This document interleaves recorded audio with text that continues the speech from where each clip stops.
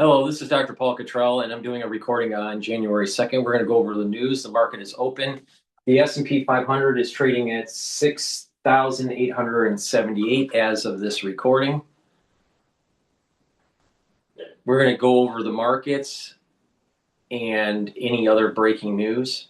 It's going to be a slower day today because it's the first trading day. It's on a Friday, so there's not going to be a lot of volume. I suspect that the news is going to be relatively slow, but we're going to cover some of the breaking news that is happening. Thank you for joining. Please make sure that you subscribe to all my channels. You can subscribe to YouTube, Brighteon, Bitchute, and Rumble. You can also follow me on TikTok, on Substack, X, GETTR, Patreon. So there's many ways to follow my work. All these videos are for free. Please help support the work. Share the links. Ask your social media to follow me. In addition, I've created a new feature on my website where you're getting top news that's generated daily. So please take a look at that. That's under broadcast paper. In addition, you can get ebooks on my website. Take a look at the course material that I have on immunology and pulmonology. For only $25, you can sign up for this course material. You get lots of PDFs, lots of videos to learn about pulmonology and immunology.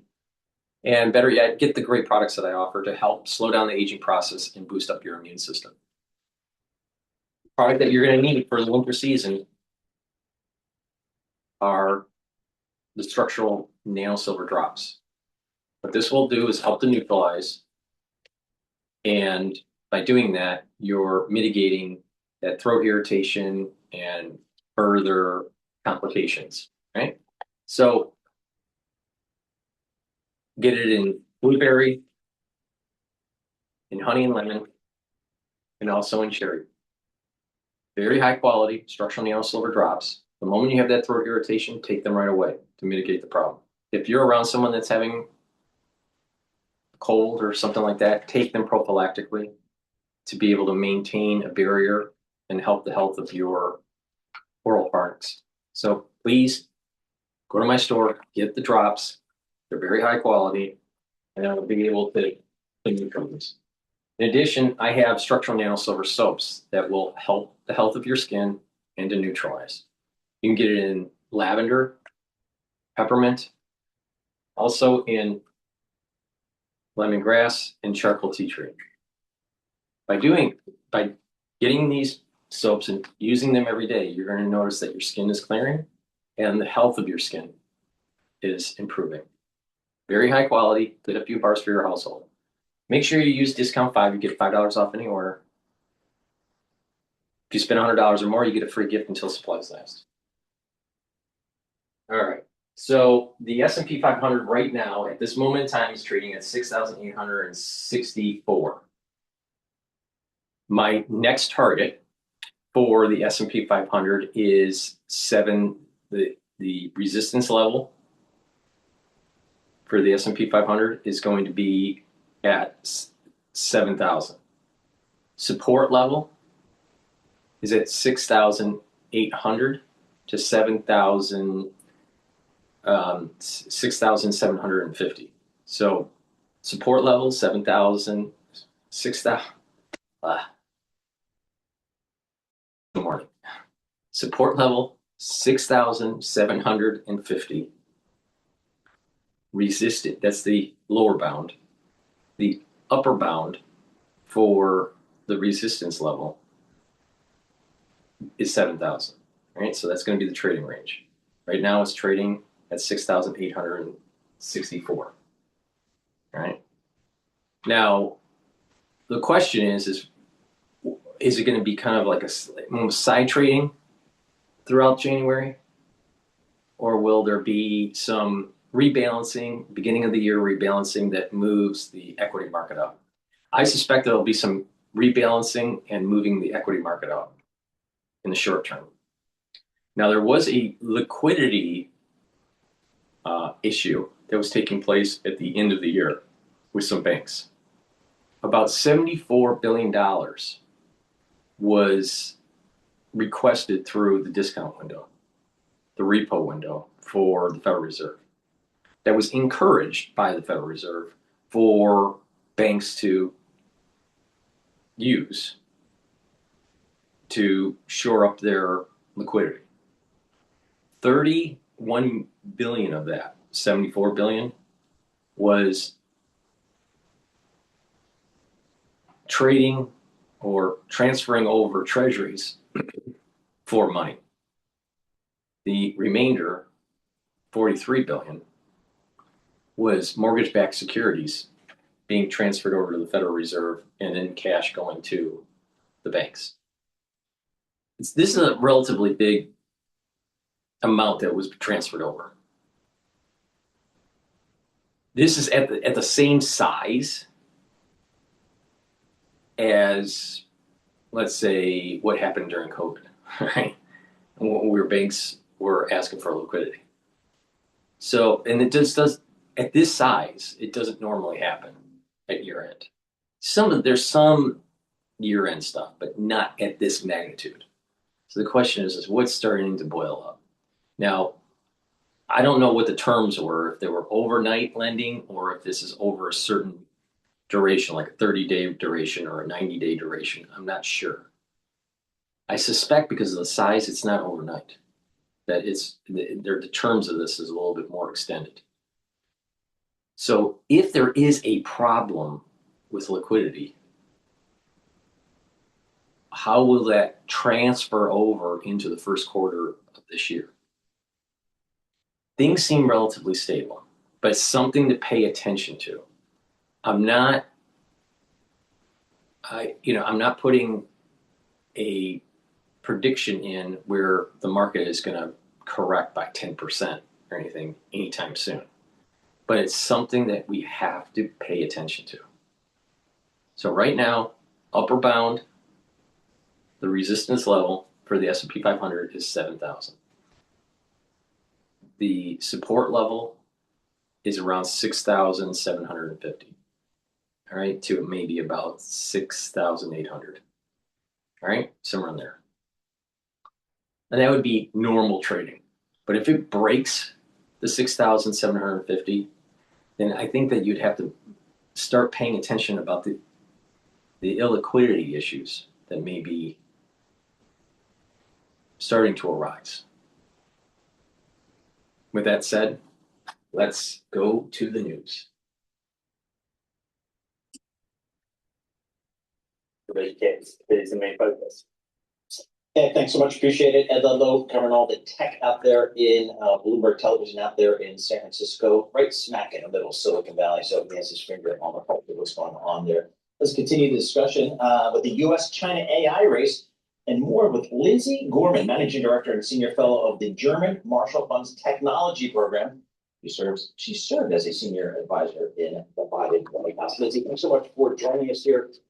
I'd love for you to kind of frame out how you see this technology Cold War between China and maybe just broadly defined the West, certainly the U.S. as it relates to AI and other technologies. What should we look for in 2026? Yeah, thanks so much for having me. I think in 2026, we are actually going to see a polarization towards a more bipolar Cold War, if you will, on technology between the U.S. and China, particularly when it comes to the race to adopt AI, which both countries are trying to push out their versions of an AI stack. You have the Trump administration's AI exports program, which is going to help companies and consortia of U.S. companies promote AI technologies for a U.S. AI stack around the world. And at the same time, as you were just talking about, China has really doubled down on an open source model, making many of its AI models free for countries around the world to use, and trying to build AI technology even in commercial contracts into some of the systems it's already deploying in partnerships around the world. Things like electric and automated vehicles are getting a boost with AI technology coming from China, from DeepSeek. So I think 2026, we're really going to see on AI in particular a race for adoption, even as we see shifts when it comes to the compute landscape with changes in U.S. export control policy. I have to ask you about TikTok as well, Lindsay. What happens into the new year with TikTok now that we sort of have some resolution there? We sort of do. January 22 is the date by which this deal will close. And what's happened now over the course of many, many years and finalized, hopefully, I guess, in the next couple of weeks, is that a consortium of U.S. investors, or a U.S.-led consortium of investors, which also includes investors not from the U.S., but from countries that include there other than China, have decided to purchase the U.S. assets of TikTok and implement a monitoring scheme for its content moderation policies and its data. Now, the big question still remains, and I think we'll get some answers for this in 2026. Finally, after maybe 5-6 years of not having answers on what's going to happen with TikTok and its national security concern, but we will get some answers on just how good this deal is at resolving the national security issues, because key to this consortium of investors is that ByteDance, TikTok's Chinese parent company and owner, and the source of all these issues around TikTok in the US, is still just under 20% of ownership. And crucially, it's not actually clear that the algorithm, the key secret sauce, what decides what content American users are shown, whether they're on political issues, whether they're on topics that the Chinese Communist Party might not want us to really be talking about. That algorithm that makes all these crucial decisions is likely to be still developed by engineers in China. Yeah. This is one of the questions we'll get answers on. So who's actually controlling the development of that algorithm and what content American users. And Lindsay, 30 seconds left. Give us your thoughts on quantum computing and kind of where that competitive landscape stands now. 2026 is going to be the year that quantum turns from an emerging technology that we see as futuristic, cool, or might be, to something that is a heated place of geopolitical competition. You are going to have the EU coming out with its Quantum Act. We have rumors of the Trump administration coming up with a quantum action plan, like its AI action plan last year. And we're going to just see much more movement in terms of nation states really pushing to own this technology of the future. Yeah, and so many companies involved in it as well, and each one involved in their own little niche, as I understand it. Thank you so much for joining us and giving us so much context this morning, Lindsay Gorman, GMF Technology Managing Director and Senior Fellow. Really appreciate it. So we are off to a nice start and getting nicer this first trading session in January, although very low liquidity out there, only at about 10% of the 30-day volume. As I say that, we're actually erasing those gains. So we have the Nasdaq just up 0.1% now, and the S&P is actually flat. The dollar index is flat as well. Crude oil at 56.66, and that 10-year yield at 416.71. And for Tom on the upper side, I'm going to call out the VIX 15.3. Oh, VIX is rising as stocks fall. Imagine that. All right. Well, we're going to talk something very important next. Dry January. Anyone out there observing? We're skipping the beer, not the party maybe. Bill Schufeld, co-founder and CEO. Please go to my store, the-studio-reykjavik.com, and get the dual-purpose deodorants. These are very high quality. They're made from essential oils from the Himalayas. No aluminum, no baking soda.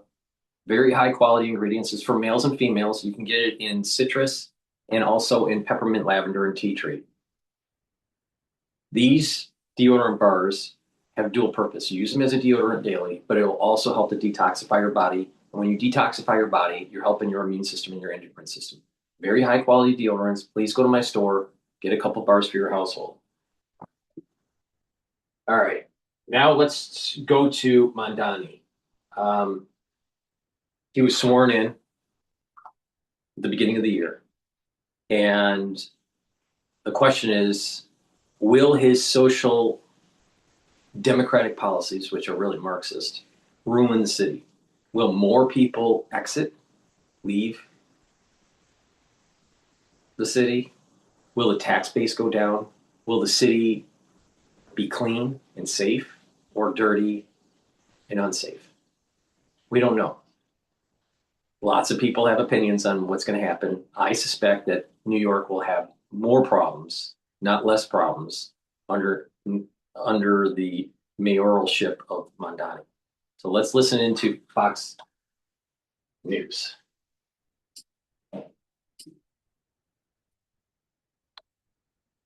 Republican strategist and Miami GOP committeewoman Angie Wong and Democratic strategist Madeline Somerville. Thank you to you both for being here on this New year, a new era in New York City, if you will. Now comes the governing, as Stevie just put it.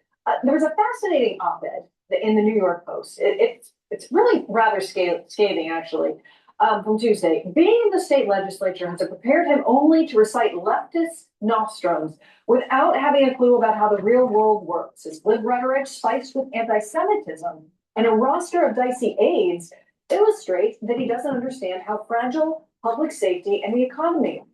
Most alarming, Mamdani appears oblivious to the clear possibility that his pie-in-the-sky policies could produce versions of the fiscal and crime crises the city suffered through. Angie, I want to start with you because this addresses a lot of the things that Republicans were so concerned about when his sort of meteoric rise happened and this remarkable campaign got underway. Your thoughts? Yeah, and I think Michael Goldwyn is right to say this, and I agree with him because New York City, and anyone who's lived in New York long enough, we've seen this movie before in the 1970s and the 1990s when the city was bankrupt and we had to fire teachers and we had to fire police officers. This can't happen again, and I hope Mamdani, although he's very young, I hope he can learn from the mistakes of past mayors and learn not to do this again. But his woke policies and his, give everything for free for everyone, that is going to bankrupt the city. And you can already tell he's looking to pull federal funds. That's why he met with President Trump. I don't know if President Trump's going to really play that way. So I would like to see him actually have a balanced budget to take things out of the woke theories and actually apply it into a busy city like New York. We want him to succeed. We do not want him to fail. As much as Republicans would love the talking points going into the midterms and thereafter, we would want to see him actually succeed because New York City is the financial capital of the world. We cannot have this fail. Madeline, Mayor Mamdani, day one, will he prove the naysayers wrong?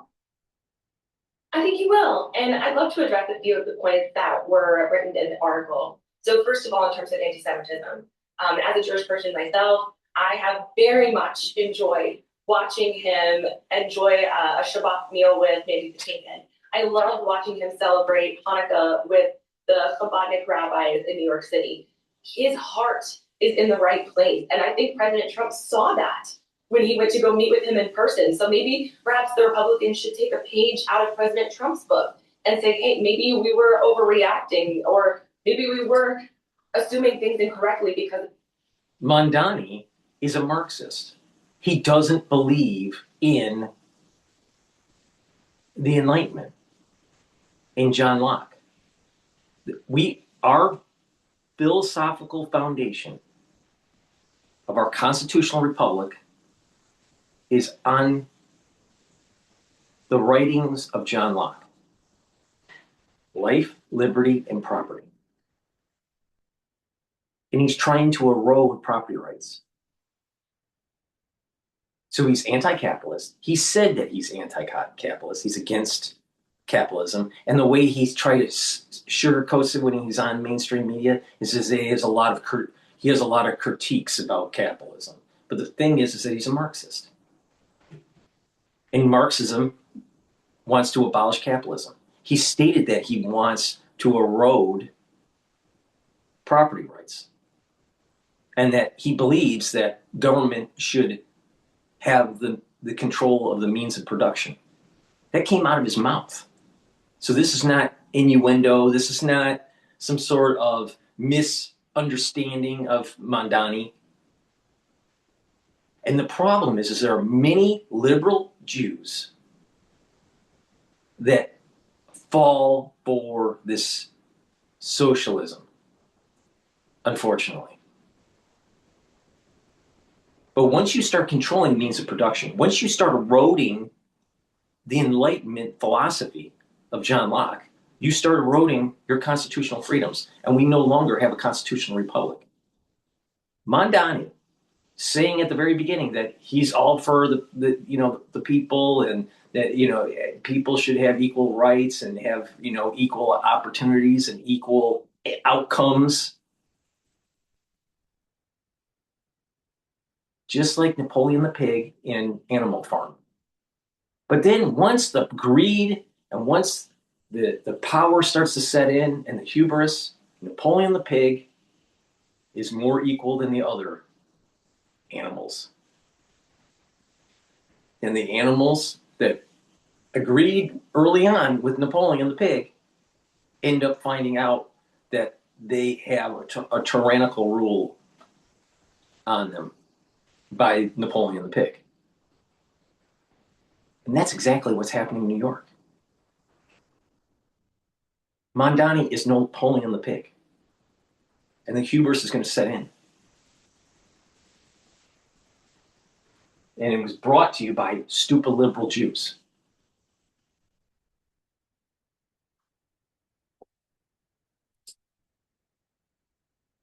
His race or religion. I think when it comes to his fiscal and safety policies, I understand that people are concerned, but my understanding is that actually he's kept on the chief of police that was in New York prior to him under Eric Adams, who's done a fantastic job making clamping down on crime in general, and that he's not going to get rid of any police officers. There's a ton of misinformation out there about Mamdani, and I think the reason why people love him is because he tells the truth. And I think that he comes off as honest and genuine. And I think that he will deliver on those promises once he's given the opportunity. All right, let's look ahead real quick. A broader, across 2026, 2028, the broader number of Democrats. Here's Bill Maher, notably talking about a strategy that he doesn't believe is going so well. Take a listen.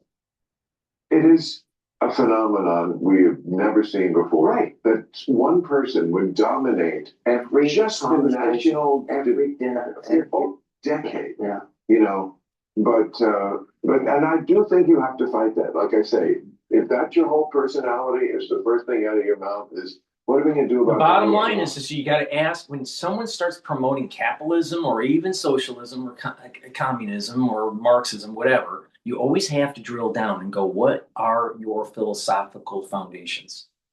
And if the philosophical foundation is not part of the Enlightenment, then you got a problem. I mean, I would assume that everyone would agree that life, liberty, and property rights are really important. But you take away those, then maybe you are under the tyrannical regime of someone. John Locke's not wrong. And our constitutional republic is literally built on that foundation. So when you have a liberal telling you that Mamdani's a good guy, then you have a deep conversation about what's the philosophical foundation of Mamdani. And it's Marxism. It's Marxism. And Marx, he came from a bourgeoisie family. He was educated. He didn't want to work, and he was lazy. He was an intellectual, lazy individual. Now, you start paying attention to these, I'll call them pseudo-intellectuals, but these intellectuals that have these writings that don't really work, and they have these grandiose ideas about socialism. This is coming from academia. These are coming from professors that have tenure. You have these liberal arts majors that don't really have a job, and they just pontificate about how great society could be in a cafe and not really willing to work or serve their country. You ask these individuals, what's your stance on God, country, and family? What's your stance on the philosophical foundation of your economic beliefs or economic policies? What's your philosophical foundation on the rights of man? And you'll start to notice that there's a problem with these people. They're moving away from the Enlightenment. Mamdani is dangerous. And who's even more dangerous are the people that voted for him. So if you come across someone, especially for the ones that are in New York, if you come across someone that voted for Mamdani or is supporting Mamdani in some way, even if they're outside of New York City, you need to have a deeper dive discussion. And maybe they'll start to understand. It's like, does he subscribe to the Enlightenment? Because I don't think he does. And if they think he is, then what's his stance on life, liberty, and property? Because that's the foundation right there, John Locke. That's the foundation.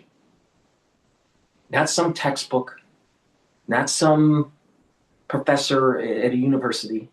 The foundation is right there. God, it's life, liberty, and property. But to have a prosperous society, you also have to couple in the three pillars: God, country, and family. So is Mamdani really about God, country, and family? Is he? I don't know. I'm not sure if he has so much of an affinity for the United States. I think he may have more affinity to the Middle East. Family? Maybe, maybe not. I'm not sure. Is he really promoting, abortion? We whine and cry about how many Palestinians died during the war in Gaza recently. Since the 1970s, more than 65 million fetuses have been terminated in the United States. 65 million. 65 million children died, were killed. 65 million. So any liberal that's whining and crying about Gaza is not really looking at the real problem. So where does he stand on that? Where does he stand on abortion? Where does he stand on God? He probably has a strong, I suspect that he has a strong affinity to God. But like I said, it's all three pillars that have to happen for a strong society. If your leaders don't have all three pillars, they're defective. So he may have a strong affinity for God, even though he's not a Christian Judaic faith. It's okay. So he has some sort of affinity for God. So that's a positive. But family, I would give him maybe 50% on that. And country, I think very low score on that. So if you don't have strong pillars from your leaders, you have a flawed leader, especially if those pillars are on a weak foundation that's antithetical to the Enlightenment.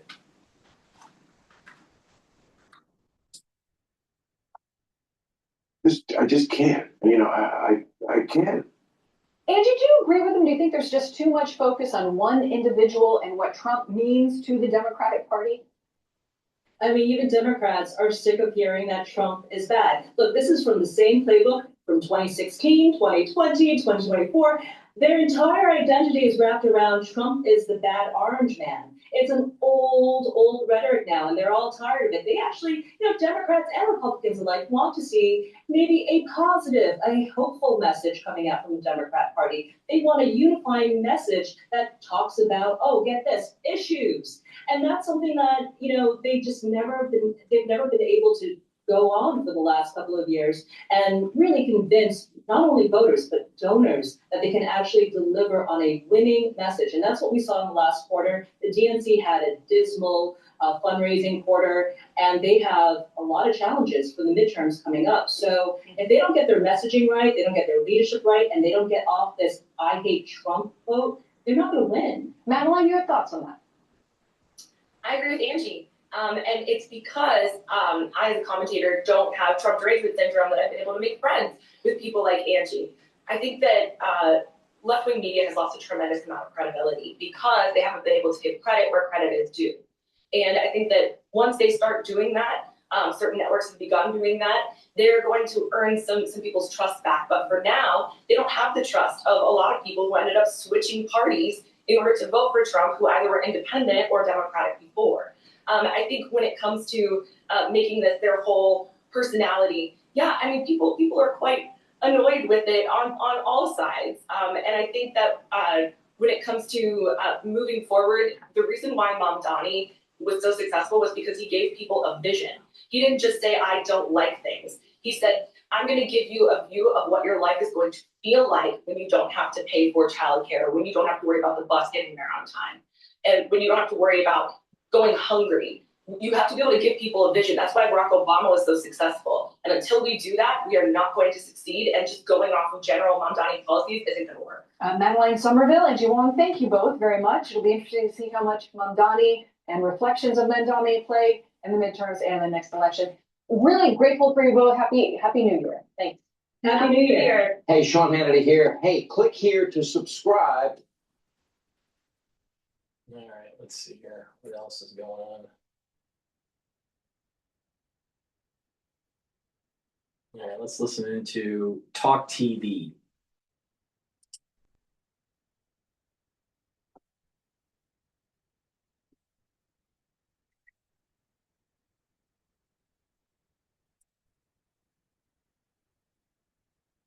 Is the new mayor of New York. It has the largest population of Jewish people outside Israel. In one of his first acts in office, he has revoked the city's implementation of an anti-Semitism definition that includes some forms of Israel criticism. This is a sweeping rejection of what his predecessor did. I want to talk to Nicole Lambert about this and a number of other issues, including Iran. Nicole is a journalist and campaigner against anti-Semitism. Nicole, so far since Zoran Mamdani, I mean, I don't think people will be particularly shocked by this, but of course, there's so many New Yorkers, I spoke to one of them actually over the Christmas period, who think he's just, an absolutely wonderful person, and he's a liberal, marvellous human being. Well, actually, if you want the freedom to be Jewish and to be a Zionist in New York, well, that's just taking a backseat under day one of his administration. Hi Peter, Happy New Year. Happy New Year. Yeah, it's pretty depressing times for Jewish New Yorkers and the ones that weren't really keeping an eye on what was going on, because I think in America, Jewish people have tended to be Democrats, so they tended to vote for the Democrat incumbent. But what we've seen with Mamdani is a kind of Corbynization of the Democratic Party, at least in New York. As you say, it's the most Jewish city in the world outside of Israel. Around 12% of New Yorkers are Jewish. And already he's changed a load of laws, including not only the definition of anti-Semitism, because he himself would fall foul of it, but also in terms of people being able to demonstrate outside synagogues. So he's making life a lot more dangerous for New Yorkers, as in America, as in the rest of the diaspora. There's an outsized number of anti-Semitic attacks, and this is a new mayor who's going to be encouraging them. So I'm very worried about all Jews in New York. He had around 33% of Jewish New Yorkers voting for him, which is a big, although it sounds like a lot, normally around 60% would vote for the Democrat incumbents. So some people did notice it. Others probably thought, oh, he'll leave us alone, it's scaremongering. But from day one, we're already seeing the danger of him, and I do worry about him. Let's talk about this country and the danger of pro-Palestinian activists in Scotland. Just talk us through this story. Well, for me, there's nothing pro-Palestine about it. It's pure treason. They attacked a Scottish factory that helps make arms for a company in Italy that helps with the F-35 jets. The F-35 jets is something that Britain is part of, Israel, America, a number of European countries. They're kind of the top fighter jets. Although it's aimed ostensibly against Israel, really they're attacking us because these fighter jets are used by us, and actually we don't have enough of them because they cost so much money. So what they're doing is they're spending more money. They've gone to this place with hammers. They videoed themselves hammering computer equipment and all of this, and this is just treason. This is terrorism, and it needs to be taken seriously. We've had enough of this. We are at a dangerous time. We can see what's happening on the continent with Russia, and this is, Putin must be rubbing his hands with glee at these idiots. Do you think perhaps there's actually been a better course of action by the police? We look at Newhall, for example, and the pro-Palestinian activists for Palestine Action there who are on hunger strike. Sometimes they're on hunger strike, sometimes they're not. But there are many people supporting them, and the police did seem to take greater action against them over the Christmas period, although I don't know if any arrests were made. I certainly didn't hear any. Please correct me if I'm wrong. And similarly, I don't know if any arrests were made I didn't read about it anyway, for saying globalise the Intifada, which they appeared to do at points. Yeah, I mean, certainly we've seen them standing fast against the hunger strikers, unlike with the Egyptian person that they allowed in, where they were swayed by hunger strikes. In this particular case, I think they realised that once you give in to one person who's on hunger strike, then you give in to everybody, and then everyone in prison is going to be on hunger strike. So they have stood firm, which is really important, and those Palestine Action activists, alleged of a number of terrorist offences, are still in jail. So let's hope that perhaps this year we see a hardening of attitude when they realise this isn't just about the Jewish community. This is about our society and what we're allowed to tolerate and what we are not willing to tolerate. And one of them is not attacking our arms factories, and another one should be, as you say, not allowing hate speeches on our street. Which brings us nicely to our next story. Gary Lineker, for it is he, went on a very challenging podcast with Zach Polanski, the leader of the Green Party, their deputy leader. I would strongly argue is anti-Semitic, in my strongly held personal belief. Gary Lineker talking about the Palestinian issue with Zach Polanski. Let's just have a look at just 1 minute of this nonsense from the two. I phone every day, and I cry most days when I see it. Innocent kids being just killed, like snipers and bombs, and I mean it's just immeasurably wrong. Like, it almost feels ridiculous that we have to say that children dying, or in fact anyone dying who's innocent, is wrong. Yet we do have politicians who seem to be turning away from it. I find it extraordinary, really. I think most of the world sees it for what it is. Obviously, October 7th was horrendous. We know that, but we also know that it didn't start on October 7th. It started a long, long time ago. And of course, Israel has the right to defend itself, but then why doesn't Palestine have the right to defend itself? That's right. Starts. That's right. All groups of people in all countries have the right to defend itself. But the thing is, there is no guarantee that you're going to win. You have a country when you can control your borders and your currency. If you can't, you don't have a country. Obviously, the Palestinians lost. Period. Full stop. Doesn't matter. Might makes right if you can defend your land. It's that simple. The United States doesn't have a foregone right to be the United States. It only can maintain the reality of the United States as a country if it can control its borders and its currency.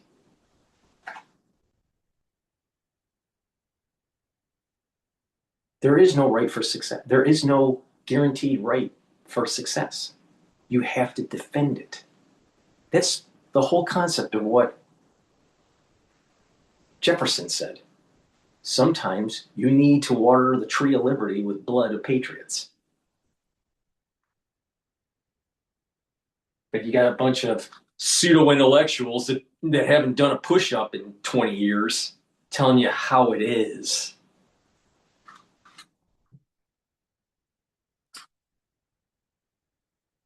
I mean, who's feeding Gary Lineker all of these images? There's been a ceasefire now for several months, and that's not to say that there has the end of the killing. Sadly, is over. There's still little skirmishes between the IDF, which has also seen soldiers killed, and Hamas. But in general, it's been a much more peaceful situation. Sadly, for the people of Palestine, many of Gaza, there are people living in tents, which is horrendous. That's because Hamas still won't even accord to the first part of the deal, which it still has one hostage body, which it's not letting go of, let alone disarming. In fact, it's trying to take more control of Gaza. And the irony, sorry to interrupt you, Nicole, but the irony of all of this is, you and I have spoken about this many times on this station and between ourselves as well privately.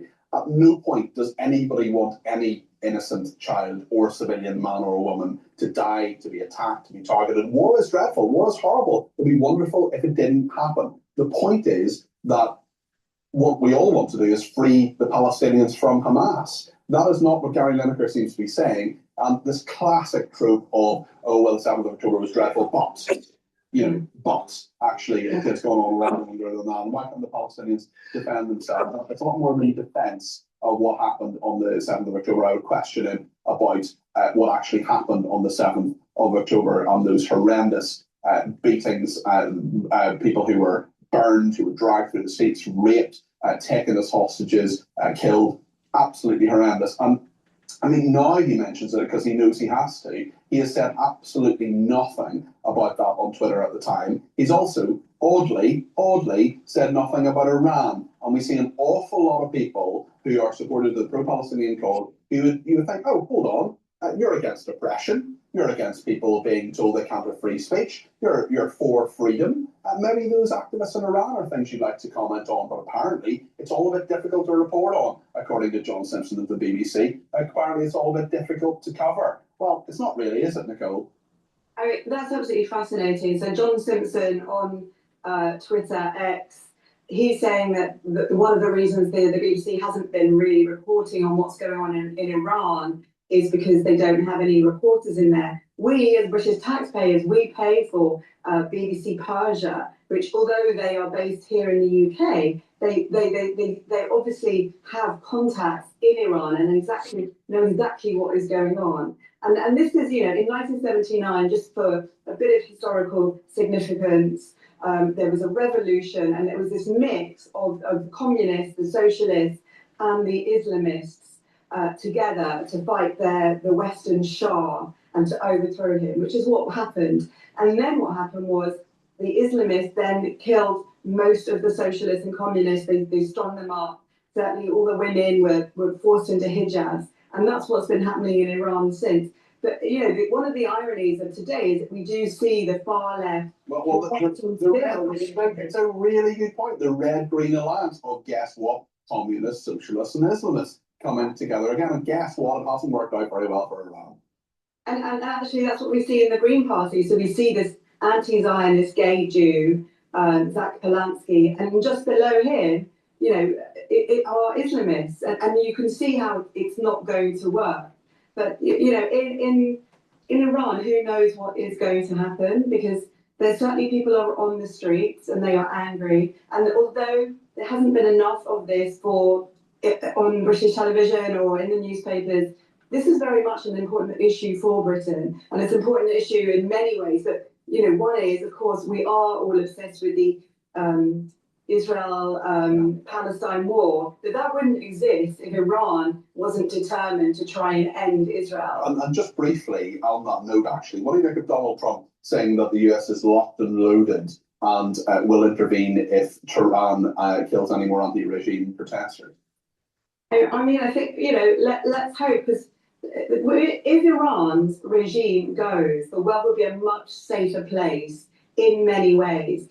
Just the fact that Iran is helping to create the drones that Russia is using in Ukraine. This is how far the tentacles go. The Iran also funds the Houthis, which have been bombing British shipping in the Red Sea. So Iran is a danger to the world.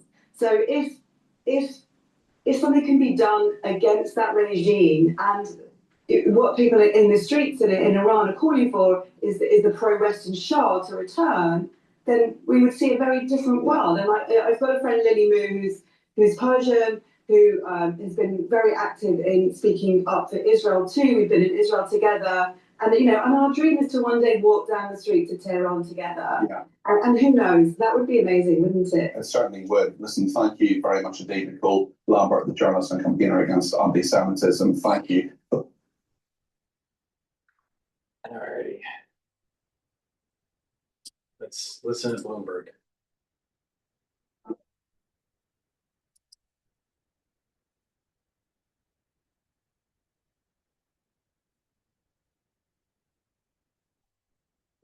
Is what's great about it is it's a well-developed gaming ecosystem, right? So folks know to buying games there, but it's also a highly competitive gaming ecosystem. So it's developed. This gives you both that upside and the downside. But what's exciting is that now we are moving beyond the phone to the TV. So I mentioned HBO Max is available on YouTube. Watch Emmy award-winning TV shows. Welcome to the pit. Get more of your favorites on HBO Max, Paramount. Right now, I do want to get you right back into the headlines here at this hour. And a top Iranian official responding to a threat issued by President Trump amid days of widening protests. At least 7 people now confirmed dead as a result of demonstrations, which spread from the capital city of Tehran out to other areas of the country, including rural provinces. Now, in several videos, like the one that you're seeing on your screen circulating online, you can actually hear the gunshots and even see someone firing a weapon.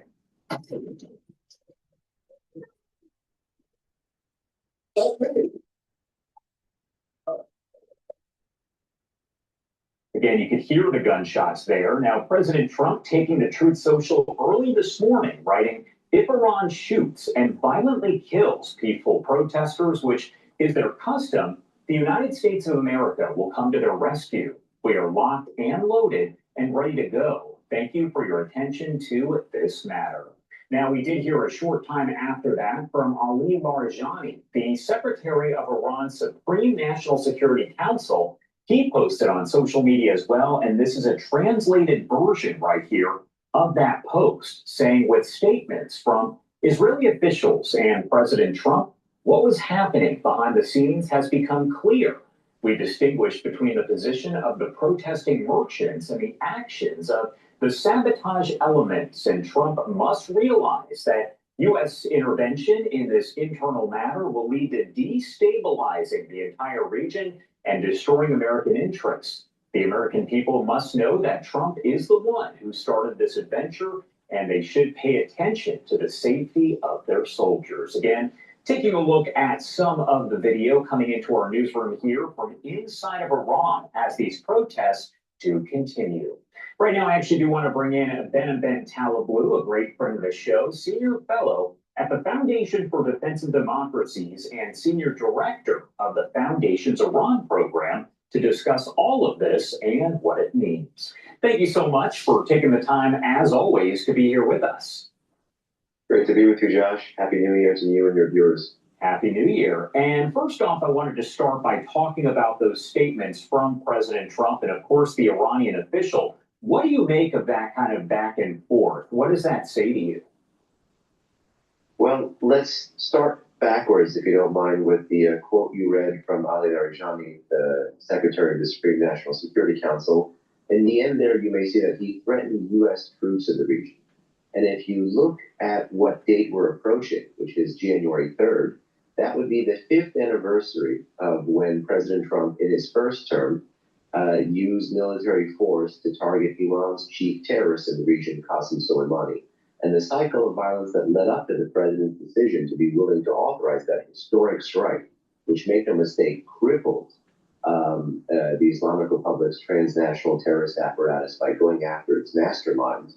The decision to go after that was brought to you by a cycle of violence in Iraq that led to the death of U.S. soldiers, service persons, and contractors in 2019. So if in 2025, Iranian officials, after having lost the 12-day war, after having lost much of their nuclear program, after having been rendered bare and their airspace undefended, are still threatening U.S. service persons and U.S. interests in the regions, well, it just reminds me about that quote from the Bourbons in France, which I think was from the famed French diplomat Talleyrand, which said, "They have learned nothing, nor have they forgotten anything."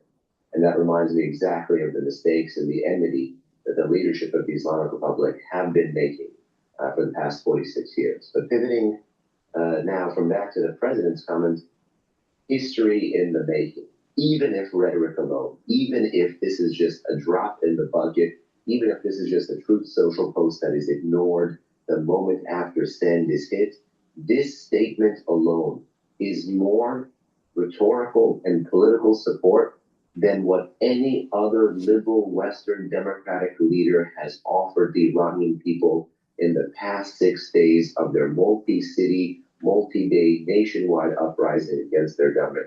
And that in itself speaks volumes.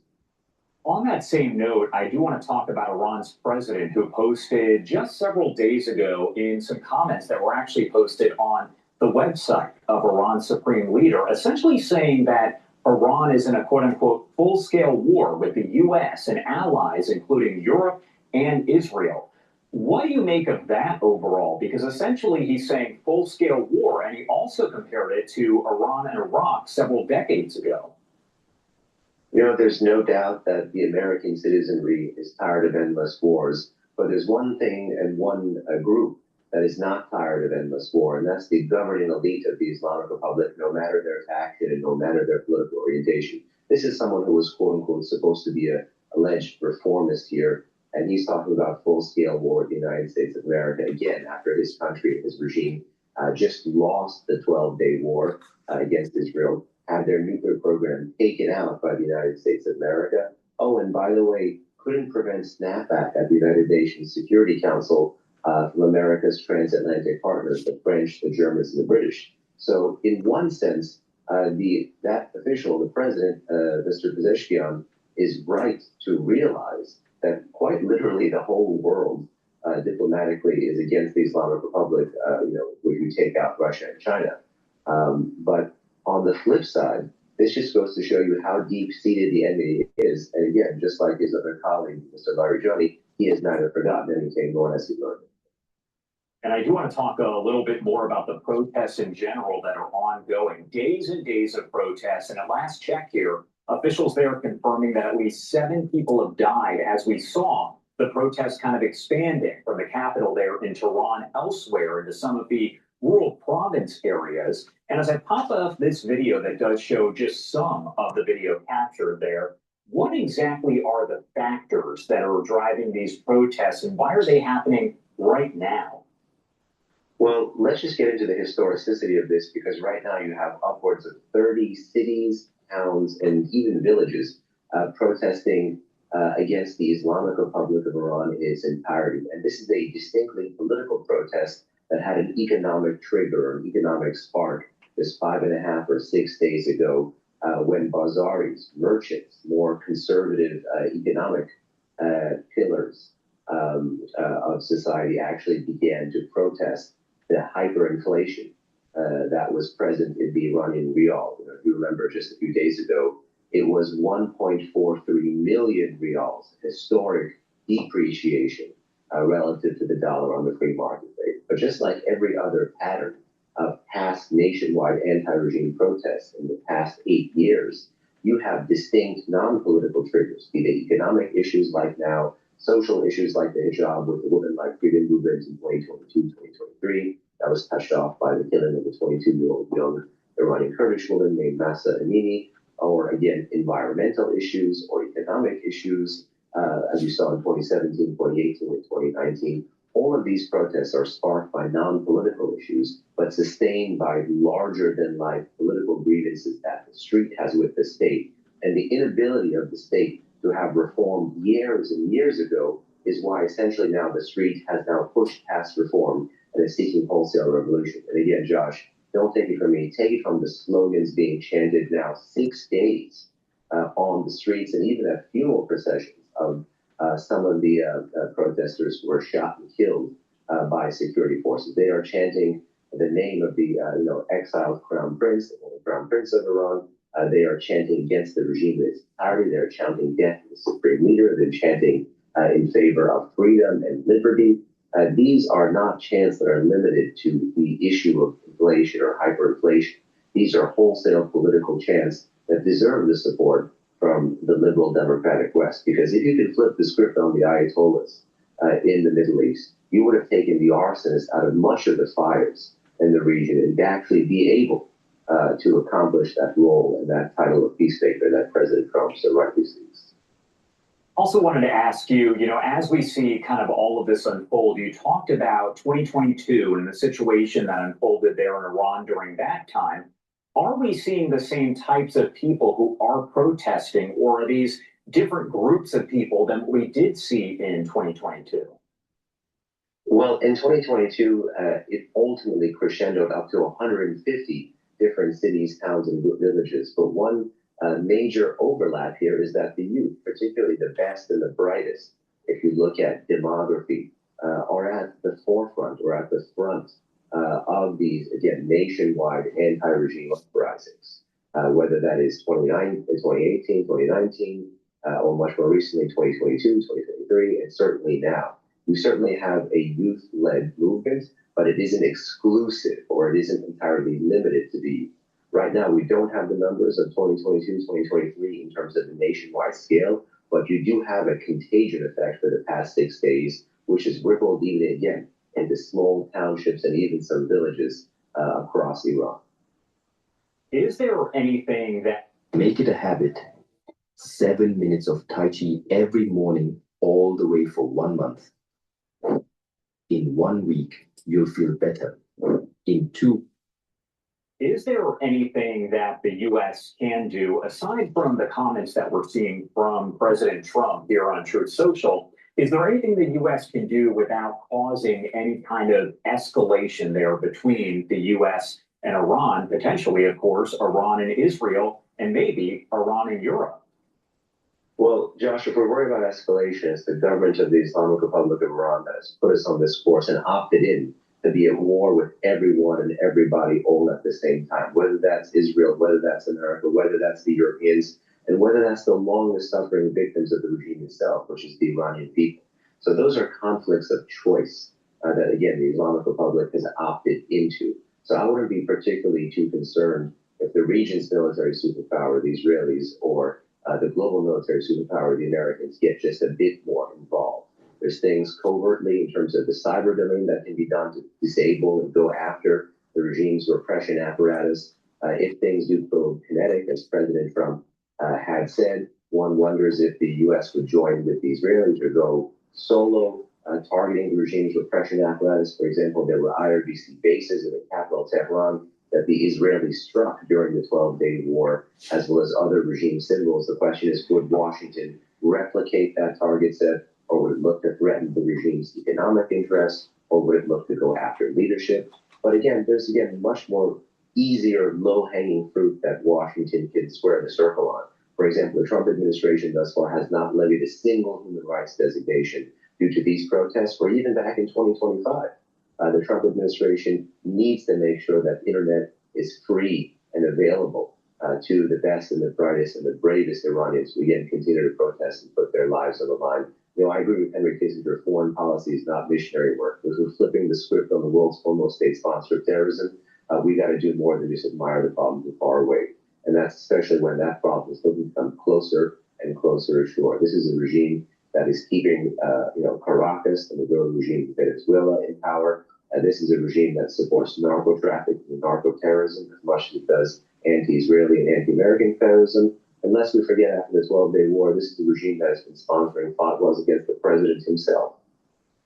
And my last question here, because I did want to ask you a little bit about Iran in general. When we talk about the nuclear program itself, do we have an idea of where all of that does stand? Because we know that after we did see the U.S. take on Iran and take out nuclear weapons there, we don't know the full extent there. We've heard differing things, but do we know where the program itself does stand now?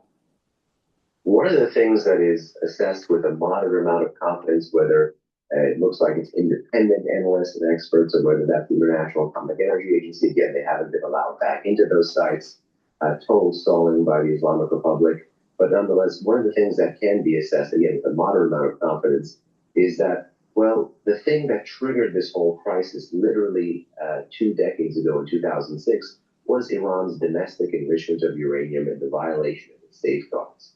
Well, for the first time in 2 decades, no matter the sanctions in the background, no matter the covert actions, no matter the sabotage, no matter the conflicts, no matter the deals, no matter the negotiations, for the first time ever, Iran today, post-12-day war, is not enriching uranium at any known or at any declared uranium enrichment facility. And that is a major strategic win for the Trump administration. You know, popular estimates say that the program has been set back 2 years, but that's 2 years if you're starting again with perfect conditions and with easier market access as the regime had pre-2006. When you look at how tight some sanctions and export controls are, scaled up in 2025, looks like it might be knocked back a bit more than just 2 years if you ask me. All right, Ben and Ben Talblue, as always, thank you so much for being here with us. A lot covered here, but anything we missed, anything of importance that you want? Please go to my store, the-studio-reykjavik.com, and get the magnesium and zinc. This will help to boost up your immune system and help with your brain function. Magnesium also increases the efficacy of vitamin D3. This is very important to take, especially during the winter season. But if you take this year round, you're going to improve your brain function and boost up that immune system. Get the multivitamin and the probiotic as a foundation for slowing down the aging process. The multivitamin has the multivitamins that you need for proper enzymatic activity so your cells perform properly. When your cells perform properly, your tissues perform properly, and therefore your organ systems. This multivitamin is easy to digest, so it's a win-win. And get the probiotic. You can get it in veggie cap form or powder form on my store, the-studio-reykjavik.com. A good probiotic is going to bring down inflammation at the gut level, improve your immune system at the gut level, improve your ability to absorb nutrients, improve your metabolism, and improve your brain function. It'll allow you to sleep better. It'll get rid of brain fog. It will allow you to concentrate. Why? Because with better sleep, you're detoxifying your central nervous system, consolidating memory, and you'll be well rested. Good gut health is really important as a foundation for overall bodily health. Super important. Also, a good gut will improve your skin. So please go to my store, the-studio-reykjavik.com, get the probiotics, stack it with the multivitamin. And go to my store and get the cleanse, which is 30 parts per million, or the max 35, which is 35 parts per million, to boost up your immune system. How does it work? You swish it in your mouth, just a teaspoon a day. Swish it in your mouth and gargle about 20 seconds or so and swallow it. What this will do is neutralize and improve your oral cavity, the health of your oral cavity and your oral pharynx, maintain your mucosal barrier, and improve the health of the epithelial cells in your oral pharynx. This will help to boost up that immune system. Very important. Take it every day. If you're not feeling well or someone around you is not feeling well, take a tablespoon or two a day. Swish in your mouth, gargle 20 seconds, and swallow it. And once everything's all better, then go back to your maintenance dose. But this is really important to help to neutralize and to help to boost up that immune system. So please go to my store, the-studio-reykjavik.com. You take that regularly, you're not sick as often, and therefore you're slowing down the aging process. This is the reason why you should be taking it every day. I've been taking this protocol for more than 5 years every day. So please go to my store, the-studio-reykjavik.com. Let's go to Bloomberg. Their performance is criminal. Don't miss Balance of Power live every weekday. Bringing you up to the minute geoeconomic news whenever and wherever it happens. I'm Bonnie Quinn in Sao Paulo, Brazil, and this is Bloomberg. Trading day is about to start. You're already looking for that edge. The opening trade brings you everything you need to know as markets open across Europe. I'm Guy Johnson. I'm Anna Edwards. And I'm Tom McKenzie. This is your opening trade. Only on Bloomberg.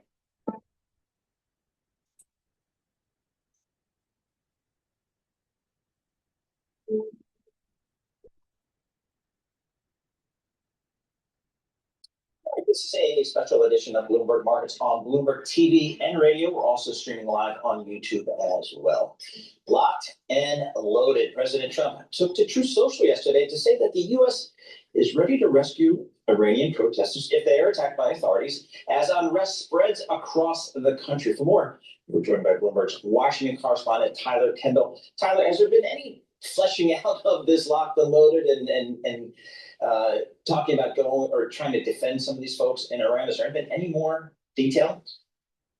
No, Paul, at this point, President Trump has not specified exactly what actions could be on the table, though if we're taking him from his post on X, he's saying that the U.S. is threatening to intervene if Iran does crack down violently. We did speak to some experts today earlier on Bloomberg Television who suggested perhaps the U.S. may go after Iran's domestic security apparatus in a bid to aid the protesters. But at this point, that is just one opinion about what could potentially happen here, because we haven't gotten further confirmation from the White House. Our own analysts at Bloomberg Economics do say that we could very likely expect to see an escalation by the Iranian government in the coming days if the protests do continue, and that this would very likely look like stopgap measures. They list market closures, administrative controls, and repression in order to sap the protesters' momentums. This post from President Trump really does mark an escalation, but it also continues what has been a series of threats by the U.S. against Iran in recent days. Just earlier this week, President Trump had appeared alongside the Israeli Prime Minister Benjamin Netanyahu at Mar-a-Lago, where the pair of leaders vowed additional strikes against Iran if they start to rebuild their nuclear program. And of course, Paul and Bonnie, that's really underlying these protests here, because we know that the crippling international sanctions against Iran have led to a lot of the economic pressures that are fueling these protests, including record inflation and also a huge depreciation in Iran's currency. Exactly. Well, the person who heads Iran's Supreme National Security Council posted on X that the US should be mindful of their soldiers' safety. Would there be any kind of appetite for actual boots on the ground if this were to continue to escalate, Tyler? I mean, has the president mentioned anything about that?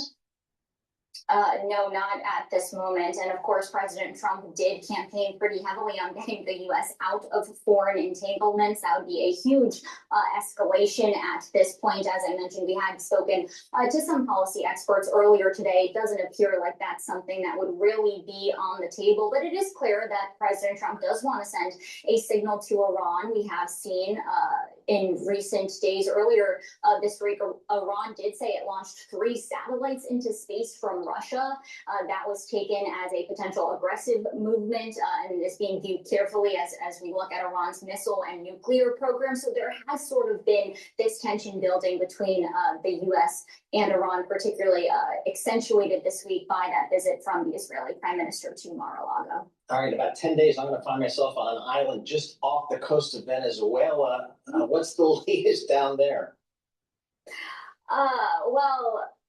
I'll be interested to hear how your trip goes, Paul. Yes, me too. You blindsided us there, Paul. There's well, of course, as you well know, the pressure campaign by the U.S. against Venezuela has been building, and it has only escalated. I'm sorry to tell you, Paul, in recent days, we saw the U.S. move to sanction these Chinese oil companies related to Chinese Venezuelan oil tankers, and what really was seen as a warning sign by this administration to China, which is a huge importer of the Venezuelan crude. In fact, if we look at the data, on average, Venezuela exported about 750,000 barrels of crude per day last year, and nearly half of those barrels went to Beijing. It is the latest move of escalation by this White House to try to tamp down on the lifeline of oil revenue for Nicolas Maduro, as the U.S. has now built up its largest military presence in the region in decades. As of yesterday, the number of known strikes on alleged drug trafficking boats reached 35, and so far, at least 115 people have been killed. And President Trump seemed to confirm earlier this week that the U.S. has done a land strike on a dock in Venezuela. Paul, our analysts at Bloomberg Economics say that looking ahead to the rest of this year, it is very likely that we could see an exit from Maduro. But they also point out that one of the issues with pressure campaigns, particularly by the U.S., is that until the intended goal is reached, there really is only one direction, and that is up the escalation ladder. Wow. All right, Tyler, thank you so much. That is Bloomberg's Tyler Kendall in Washington. And Paul, I'm not sure I would be taking any cruises around that island while you're down there. My fishing trip, I'm calling the question here. I would, absolutely, as well.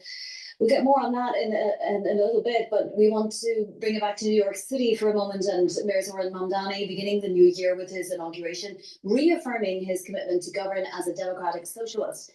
A clear signal to supporters and skeptics alike about how he plans to lead the city. Down in City Hall now, we have Bloomberg senior reporter Miles Miller. So Miles, beautiful City Hall there. Curious what the agenda is for Zoran Mamdani. We've heard several things, several planks of his platform that he wants to bring to fruition in 2026 and beyond. Would his agenda possibly serve as a litmus test for national Democrats? Yeah, what he said in his speech yesterday is he wants to be able to show that the left can govern, and that is what he's planning to do. Minutes, maybe 2 hours after he gave his speech yesterday, he went to Brooklyn to a building that's had some issues with their landlord, so much so that the building went into bankruptcy. And because the city is a landholder, and because the building owes property tax to the city, he is trying to do a novel approach, and that is to be an active litigant against landlords that he feels or that the city feels are not representing their tenants in the right way, and to be able to deliver for those tenants. That is what he's trying to do. Listen, there's been so much made about some of these proposals that he has put forth, and whether or not they can be paid for or funded. But what you will see this administration do is try to use the levers of government to get stuff done. I think he's made so much of what the Adams administration has not been able to get done, but he's trying to show that government can work on its own. Yesterday, he talked about the private sector and said that this city for a very long time has relied too much on the private sector to help get things done. He's hoping to do this with the city finances, and also to do this to get some of his major proposals passed with a higher a tax rate for wealthiest New Yorkers. But as you know, Governor Hochul is running for re-election this year, and so there will not be an appetite, at least from her. She said she doesn't want to raise taxes on the wealthiest New Yorker. Yeah. It'll remain to be seen if that happens. And Miles, that's where I wanted to go. What is the relationship, do we know, between Mayor Mamdani and the governor here? Because it's my understanding that if you want to get big things funded here in the city, you really need the help of Albany. What do we know?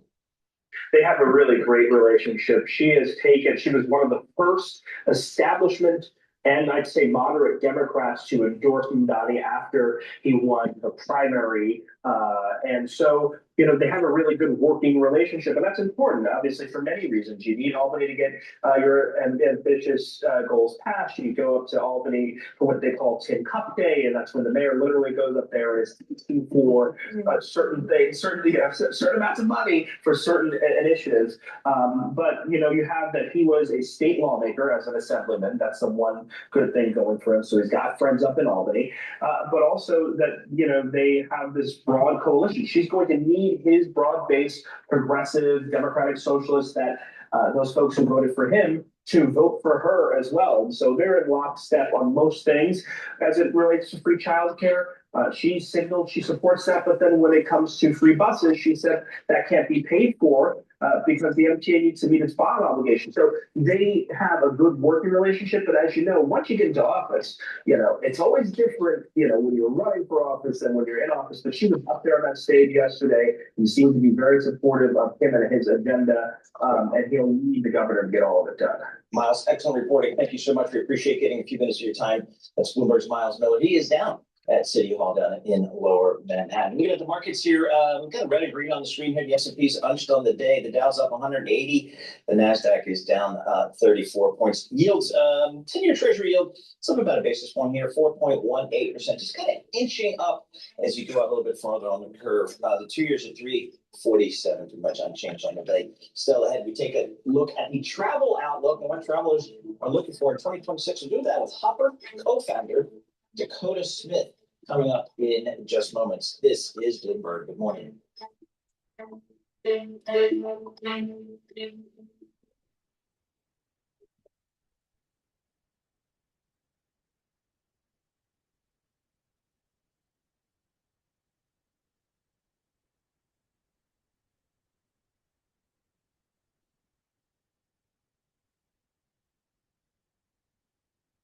Ukraine says Russia is preparing a large-scale provocation to disrupt the U.S.-led talks to end the war. The new comments come after Russian President Vladimir Putin said this week that Ukraine targeted one of his residences in a drone attack, but U.S. officials say the CIA believes that never happened.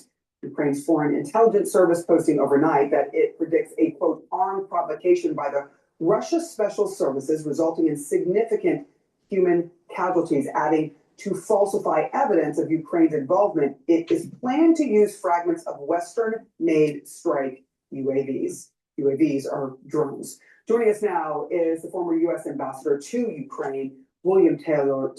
Ambassador, thank you for being here.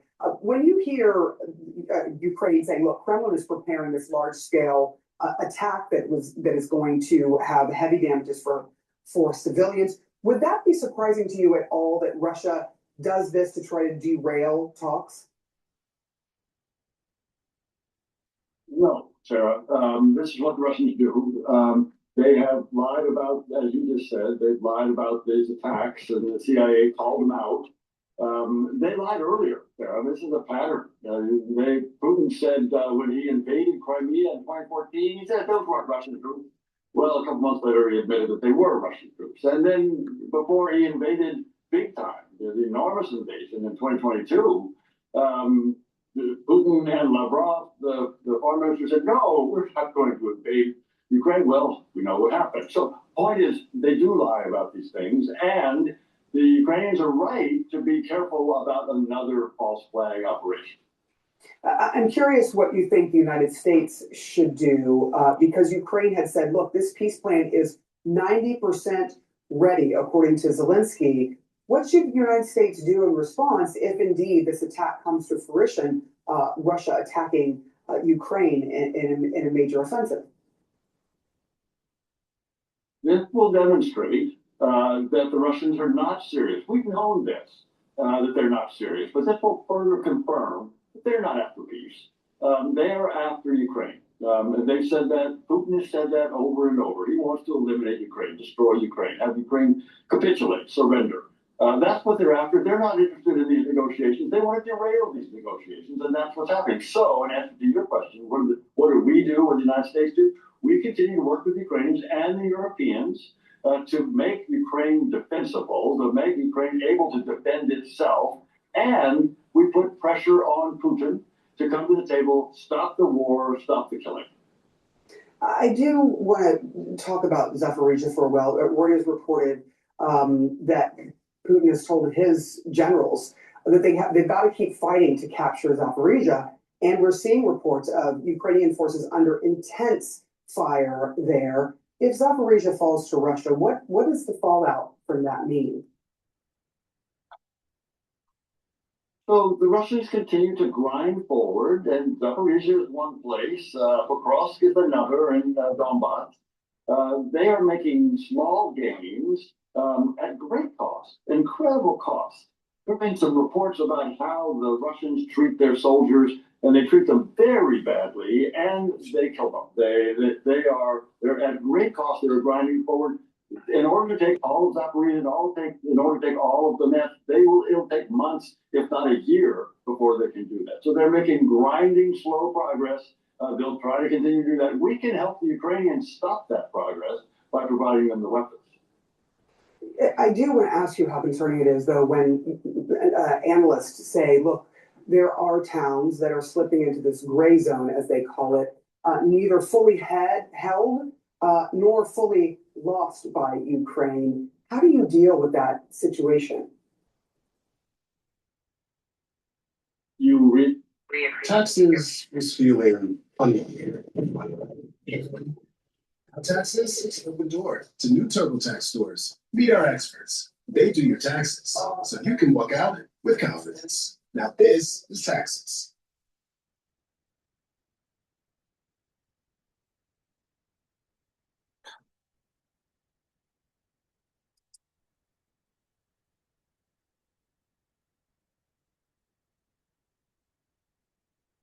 You reinforce the Ukrainians. You give the Ukrainians the ability to stop this grinding progress, the grinding movement forward on the part of the Russians. The Ukrainians have demonstrated for 4 years now that they can stop the Russians with given support from the Europeans and from the Americans. They can do this. They don't want soldiers. They don't want American troops on the ground.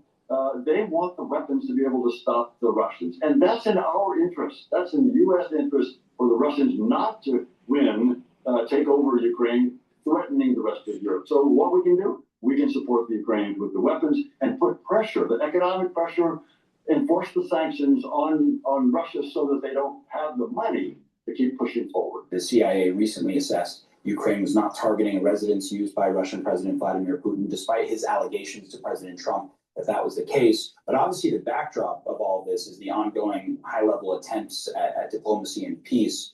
My question to you is, how do you view the current relationship between battlefield public messaging and diplomatic peace negotiations? Public messaging on the battlefield by Russia is designed to weaken Ukraine, weaken American support for Ukraine, and divide the Europeans. And so it really doesn't have that much relationship to what's happening on the battlefield. Now, what's happening on the battlefield is strong Ukrainian resistance. But let's understand also that the major objective militarily for the Russians is to shut down Ukrainian traffic out of Odessa and the ports on the Black Sea.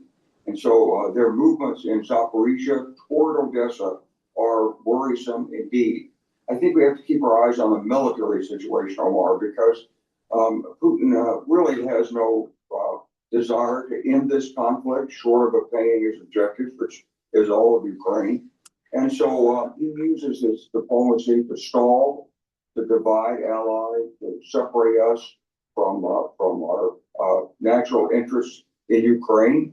And he's going to continue to throw out disinformation of things like efforts to attack his residence. By the way, that was a summer residence that was supposedly attacked, which he wasn't at in any case. It's a pitiful attempt by Russia at disinformation, but we can expect to see more of that. And hopefully the administration will stand very firm behind Ukraine with more support, more sanctions on Russia, enforcing those sanctions, getting funding to Ukraine, and I'd like to see a resumption of U.S. military assistance to Ukraine, especially in the air defense area. New Russian claims are threatening to further derail efforts to end the war in Ukraine. Russia says 24 people were killed after a Ukrainian drone struck a New Year's Eve party in a Russian-held area of southern Ukraine. CNN has not independently verified this claim. And this comes as Russia remains defiant after U.S. intelligence says Ukraine did not, repeat not, target a home used by the Russian President Vladimir Putin. Yesterday, Russia handed over part of what it says is a Ukrainian drone containing data proving Ukraine targeted the Russian home of Putin. Here with me now is CNN military analyst and retired U.S. Air Force Colonel Cedric Leighton. Colonel Leighton, thanks so much for joining us. Ukrainian President Volodymyr Zelensky has accused Russia of actually staging this attack on Putin's own home inside Russia. Russia is vowing it will retaliate against Ukraine. What do you think that response potentially could look like? Well, this is going to be really interesting, Wolf, because if Russia does retaliate, what they could do is they could launch a mass attack. In fact, Ukrainian intelligence has warned that the Russians are basically preparing to conduct a mass attack where they would have mass civilian casualties on a Ukrainian target. The Russians have been doing that all the time now. Exactly. And so this is the thing, the Russians, when it happens, allegedly happens on the Russian side, they raise the issue as an international incident, basically. But when it happens in Ukraine, it becomes so common that you almost become immune to it. You almost become numb to it. And that's basically, there's this real dichotomy here where, on the one hand, the Russians are conducting attacks on civilian targets. The Ukrainians try very hard not to do that. So there's a different way of waging war. By each of them, there are situations where Russian civilians have, in fact, been killed or injured in Ukrainian attacks, but they're fairly rare compared to the attacks that Ukraine is suffering at the hands of the Russians. The Russians have been attacking civilian targets inside Kyiv, the capital, apartment buildings, schools, churches, hospitals. They've been going and just bombing all these various places. That is correct. And in fact, the latest attacks over the New Year's holiday have been an indication in Kyiv of those kinds of attacks. There's video showing apartment buildings that have been decimated, at least in part, where certain floors are uninhabitable, and that really becomes a problem for the Ukrainians. Plus, of course, we can't forget the infrastructure. The Russians are going after the Ukrainian heating infrastructure, the electricity grid. So they're trying to make life really miserable for the Ukrainians in an effort to break their will. And Ukrainian forces now say they are under what they call intense pressure in the southern part of the country right now, in Ukraine. They say they are vastly outnumbered, and the Russians have taken large swaths of territory in the past few weeks alone. How do you expect this to affect what are being described as peace talks? Yeah, well, I think peace is, peace talk is definitely an optimistic term to use in a particular case like this, but it is absolutely true that the Ukrainians are under a lot of pressure, especially in the Zaporizhia region. And what that could mean is that the Russians are, in essence, getting ready to do an encirclement move against Ukrainian positions in the Donbas region. That could be one alternative. The other thing could be that what the Russians are trying to do is make a direct line so that they can go after a place like the city of Dnipro, which is right on the Dnieper River, and that could potentially cut Ukraine in two, and that is something that, of course, the Ukrainians have to guard against very much. So do you think it's possible this war could come to an end this year, this new year? It's doubtful, Wolf. I mean, anything is possible, but given the positions of both sides, as far as their diplomatic positions are concerned, as well as the military situation, I think it is a bit premature to predict that the war is going to end this year.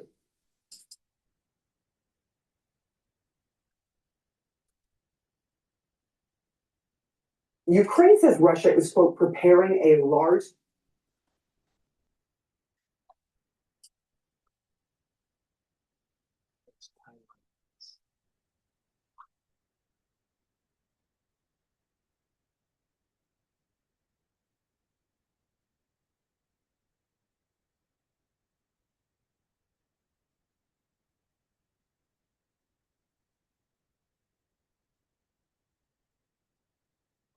Russia starts 2 months of military exercises close to disputed territory with Japan.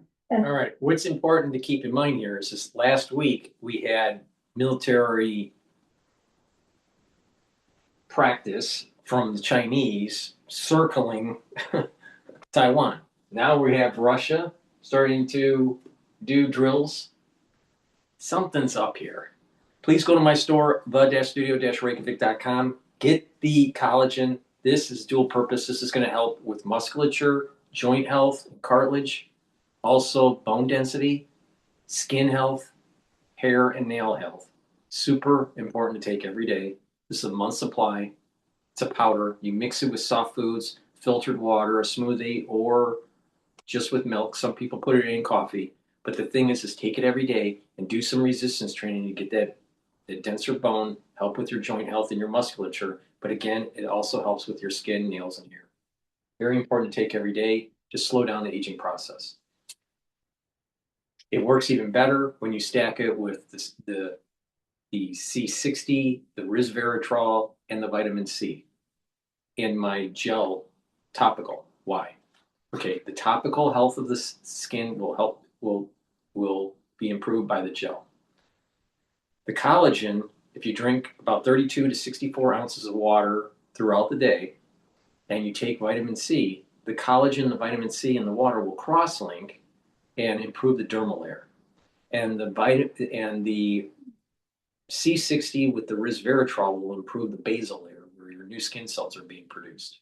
So if you stack the collagen, the vitamin C, drink filtered water, about 32 to 64 ounces a day, put the topical gel, the structural nanosilver gel that I have, on your skin daily, and take the C60 and resveratrol to help with the basal layer, your skin will improve radically.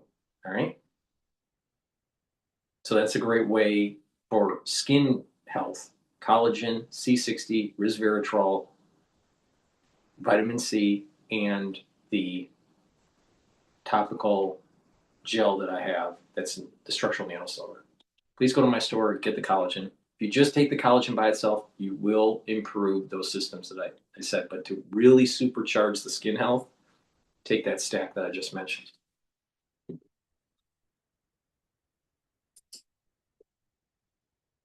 On the same day as China's largest scale combat drills around Taiwan, are the two exercises connected? And what is the significance of their concentration around the Japan-claimed northern territories, 4 islands north of Hokkaido Island, controlled by Russia since their annexation in 1945? Also in the show, we discuss reports of China testing its so-called carrier killer hypersonic missile launched from a destroyer during this week's drills around Taiwan.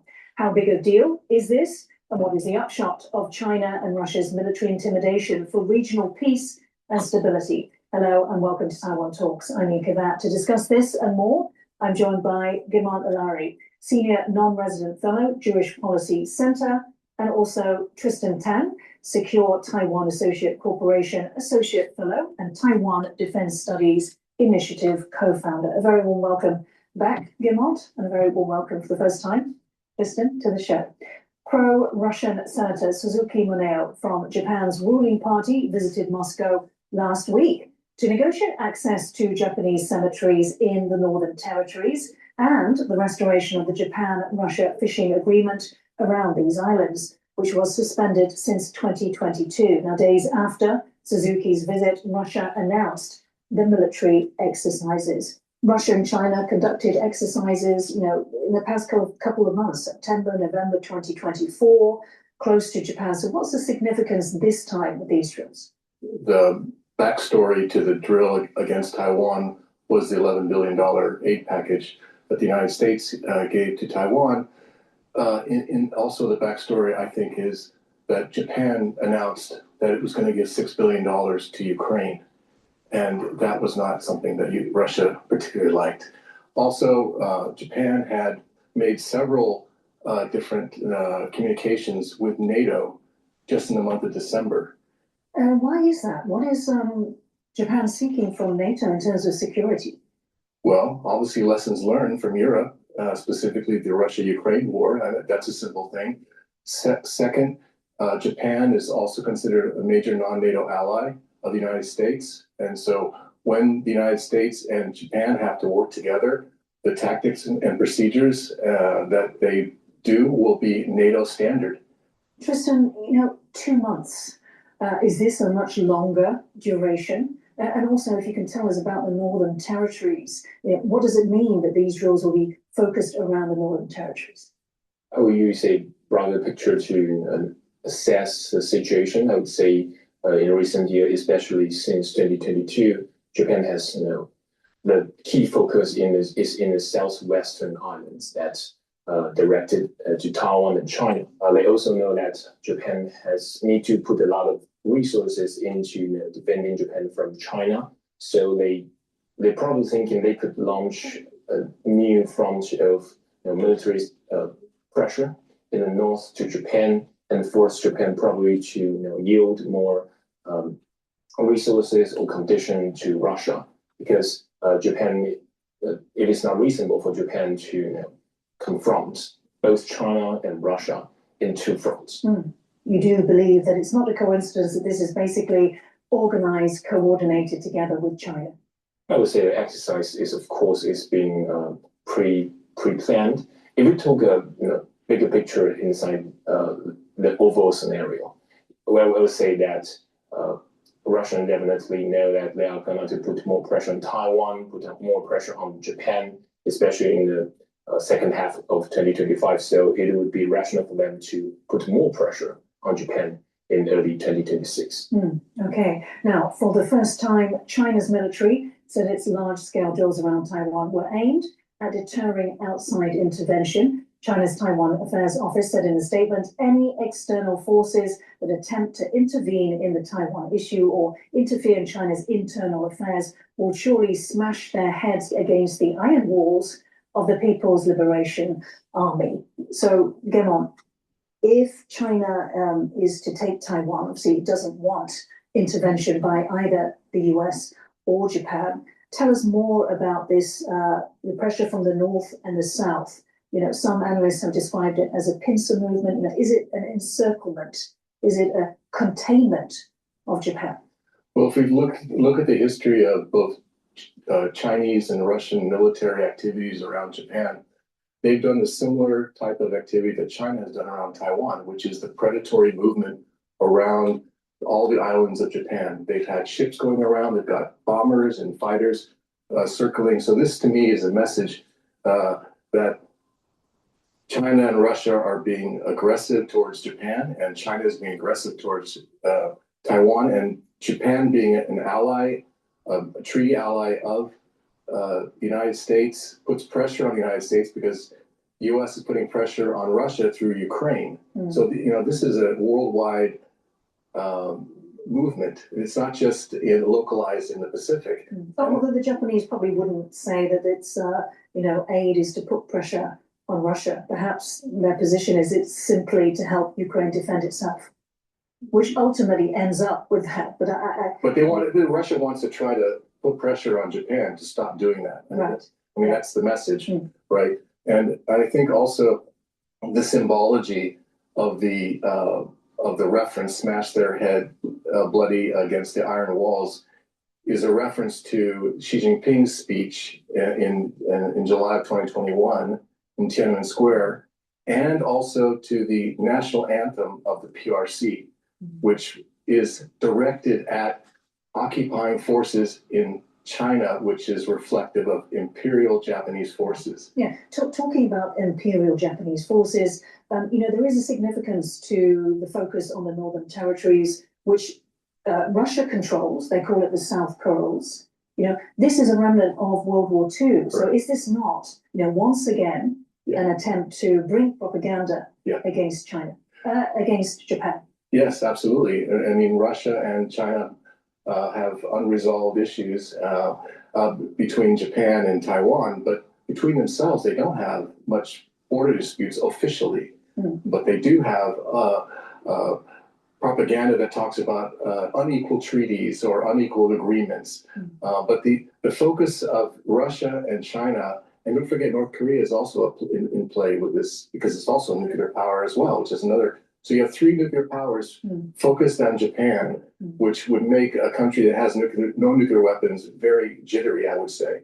Now, China's all-out campaign against Japan began after Prime Minister Takaichi Sanai was asked a question by an opposition lawmaker in the Diet last month. She was asked, when asked about the possibility of a Chinese naval blockade on Taiwan, you said it might lead to a Sonmitsu Kikijitai, survival-threatening situation. I don't intend to say it's absolutely impossible, but under what circumstances did you think it could reach that situation? And after several qualifying remarks, her reply was, if a military attack occurs against Taiwan, including a naval blockade conducted by warships, combined with other measures, the use of force could occur. For example, if the US military intervenes to lift the blockade and other forces or other uses of force occur to prevent that, such scenarios are conceivable. In such cases, the situation that arises must be assessed comprehensively. Now, Takaichi did not say Japan would defend Taiwan. She did not say Japan would attack China. And she did not say all war scenarios over Taiwan would trigger force. Takaichi's focus is acting in the interest of Japan, as well as collective defense, along with US forces. So for the record, in what ways could a Taiwan contingency be survival threatening for Japan? So let's take the latest military exercise around Taiwan as an example. They established 7+1 restricted zones around Taiwan. Basically, if they really carry out the whole blockade or quarantine scenario, it would definitely block entire traffic through the Taiwan Strait. It includes the air traffic or sea roads between Taiwan and Kinmen and Matsu. Also include the international shipments from south to north, north to south route through the Taiwan Strait. And apart from that, how does that affect Japan? Of course, a lot of Japanese commercial ships or cargo ships will need to use the Taiwan Strait to transit. But another thing is the South China Sea or the Northern South China Sea. PLA launched another military restriction zones near the Bitchute Channel. So it would also block the Bitchute Channel and the east side of Taiwan, which of course would definitely impact the regional transportation, including in the air and in maritime. Another thing is that if the China want to launch a war against Taiwan or want to blockade Taiwan, it would also need to block the U.S. force intervention, right? So it would need to deploy the Chinese Navy assets in the Western Pacific, especially in the Philippine Sea and very close to the southwestern islands, such as Okinawa or even Yonaguni Island. So it would definitely threat Japan's territory in that sense. So just picking up on what Tristan said about the US forces Japan. Okay. Now, what is it about the US bases on Japan? I mean, what happens in a war scenario? Why is Japan going to be threatened? Well, there's a good chance that at some point China would strike those bases, especially Okinawa, which has a high concentration of Marines, Navy, Air Force personnel. So that's a clear problem for Japan because when you have China striking your territory, even though there are U.S. military, it's still an attack on Japan. And so Japan has to decide whether to defend itself or even more to actually assist the U.S. military in a defense of Taiwan. So or in the defense of Japan. I mean, well, yeah. I mean, of course, yeah. So obviously, the defense of Japan is the primary issue here for Japan, but they could also assist the U.S. military in its operations against China, and if that's the case, then it increases its risk, and it could even go even higher where there are actually Japanese military engaging in PLA forces, for example, who might be attacking Yonaguni Island or these other places along the. And let's not forget that after Nancy Pelosi's visit to Taiwan, those drills, those rockets did actually land a couple in the EEZ of Japan. So that shows the proximity, isn't it? Right. Of the battlefield. And also the aggression that China and Russia are doing against Japan, irregardless of Taiwan. They're still doing this military aggression. Right. And Tristan, so understanding that, the role of why, number one, why Japan would face an existential threat from a war over Taiwan. And then secondly, it is true that some of the wargaming, is it not, has played out the scenarios, and it's said that for Taiwan to hope to succeed against China, it would need the help of Japan as well as the US. So of course, we all know that the cross-strait military balance is quite lenient to China. Their military forces and their defense resources, of course, is way bigger than Taiwan. So Taiwan need every help we can get.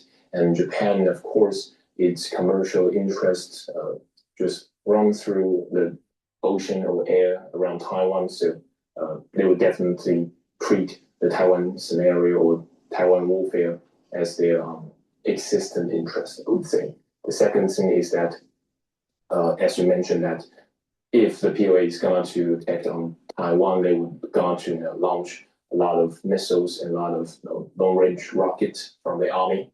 And if the target missed, or even the Taiwanese forces and PLA forces engage in the sea or in the air around Japan, it would definitely has a possibility to strike on Japanese assets and even their civilians. So I would say these type of scenario or issues would be treated as an existent threat from Japan.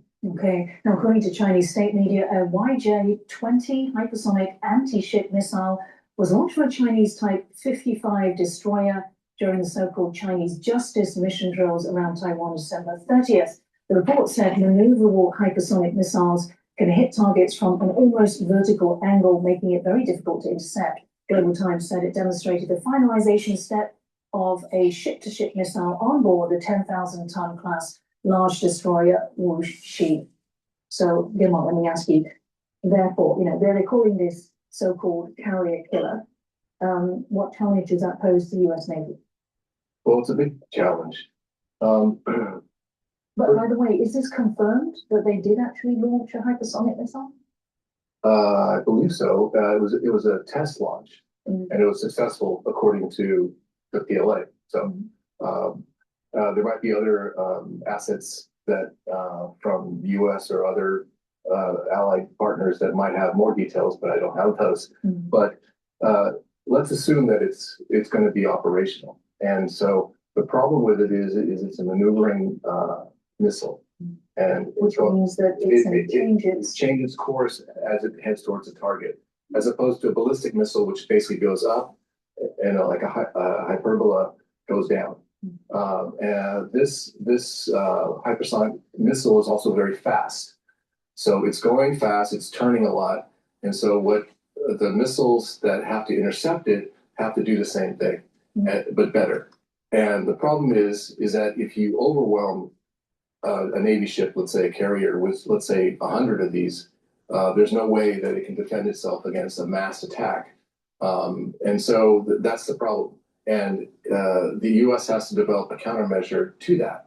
Now, there are some countermeasures it has. It does have anti-missile missiles, but they have to be calibrated for this kind of threat. It's not a normal ballistic missile. Okay, and Tristan, I mean, the US has its own hypersonic missiles. A couple of years ago, it's also, launched them, so the ship-to-ship from destroyers. In terms of what does this capability mean for the US in terms of if it was to come to help Taiwan? I would say it would definitely make the US Navy to think more because, of course, they would face the basic threat from POA Navy, but they also need to worry about this type of new missiles that have more threat than before. But I would say in a real combat situation, the destroyers, the main capability or main mission of the destroyer is for aerial defense, right? Because even the Type 55 destroyers or cruisers can only carry about 108 missiles in these missile silos. So I would say most of them would be filled with air defense missiles rather than this type of ship-to-ship missiles. If the war did break out, I would imagine that the counter-ship missile would be launched from the shore of PRC because they can put more use more missiles, while the naval asset can, for example, the Type 55 can protect the aircraft carrier. So do you think it's more hype or just more symbolic that they wouldn't actually be using this? I would say in real combat situation, this type of ship-launched anti-ship missile will be limited, right? So I would say this time the trial seems to be more like a signal that the PRC is able to launch this type of missiles, and we do have this type of R&D is developing. Okay, now the US ambassador to China announced that the envoys of the Quadrilateral Security Dialogue, or Quad nations, the US, Australia, India, and Japan, had met in Beijing just as the PLA conducted live-fire exercises around Taiwan Tuesday. So, Gemma, what do you make of this signaling? There's lots of signaling, as we discussed, from China to the US, as well as to Japan. What do you make of this signal? Well, I think it's a pretty bold signal because these ambassadors are in Beijing. That's the first thing, to get together and publicly. This was a public meeting. It wasn't just something that they had a secret meeting and they walked out and said nothing. This was a public meeting, and they basically decried what Beijing was doing in Beijing. And these are the 4 Quad members. They're not a security alliance per se, but they are an alliance to do good. That's what they say. Yeah. And so in terms of decrying those live fire exercises, were they combating this propaganda that Taiwan is an internal affair, and were they talking about it in terms of a regional threat or even global? They described it as a threat to the peace and stability of the region, and it obviously caused some diplomatic problems in China, and consequently, a lot of the ambassadors from China all over the world started portraying this exercise as an internal matter, and basically none of your business, and stick with the one China principle. But these ambassadors, these 4, did something brave, I think. Yeah, okay, so now we're showing some of the international condemnation of China's drills this week around Taiwan. It's not just Japan and the US, but also the EU, the UK, South Korea, Australia, and the Philippines, who have condemned Beijing for its largest drills to date. EU says the drill endangers international peace and stability. Peace and stability in the Taiwan Strait are of strategic importance for regional and global security and prosperity. The UK says a peaceful Taiwan Strait is critical to global prosperity and the UK economy. Now, China's foreign ministry said on Wednesday that these governments had turned, quote, a deaf ear to the efforts of Taiwan independence forces using military means while ignoring external interference in Beijing's internal affairs. So, Tristan, is this evidence that China's propaganda is not working? I would say if PRC really expect the Western countries, including US, including Japan or Australia or even India to stop this type of statement, they are imagining wrong. I would say reasonably they would treat this as a signaling, both Chinese statement and the US statement, Japanese statement as a signal, because of course they want to make the world and let their counterpart or their opponent to know what they are thinking. And basically, Beijing is trying to let the Western country to know that this is my red line and this is my internal affairs. And if you really touch upon these issues, such as providing more military equipment to Taiwan, we will launch maybe a military exercise around Taiwan, or even want to harass Japan even further if you continue to do that. So I would say it is basically signaling, and in terms of deterrence, I don't imagine that the US or other country would, because China's military exercise or statement, and stop providing Taiwan more weapons. And so, Gemma, how do you... Through these military exercises, either a miscalculation will take place, an accident that could launch a war, a flash pan in the region. It's really important to make sure that the Allied forces have a cohesive military strategy against China and be forceful and not be willing to capitulate. Really important. The United States cannot lose the freedom of navigation in that region. In addition, China is trying to build out through a strike group with their aircraft carriers to have a blue water navy to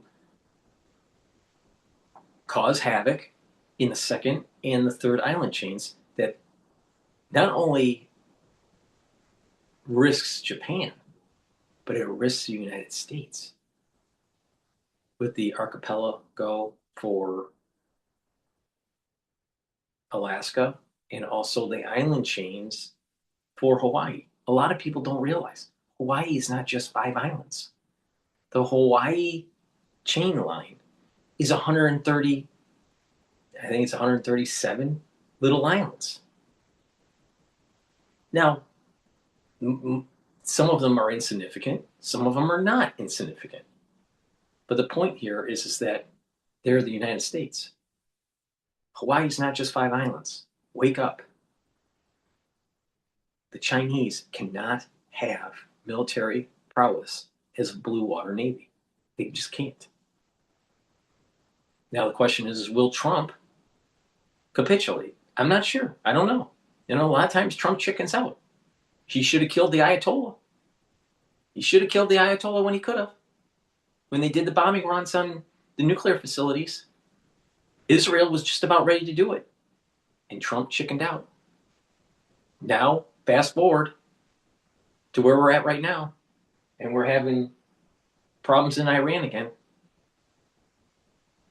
Trump literally fell into the same trap as George Bush Sr. did by not killing Saddam Hussein when he could have. Chickened out. What's Trump going to do for Taiwan? I don't know. Trump usually chickens out. But I know this. If he chickens out, we're going to lose our hegemonic power in the Pacific. And our way of life in the United States will be radically diminished if that happens.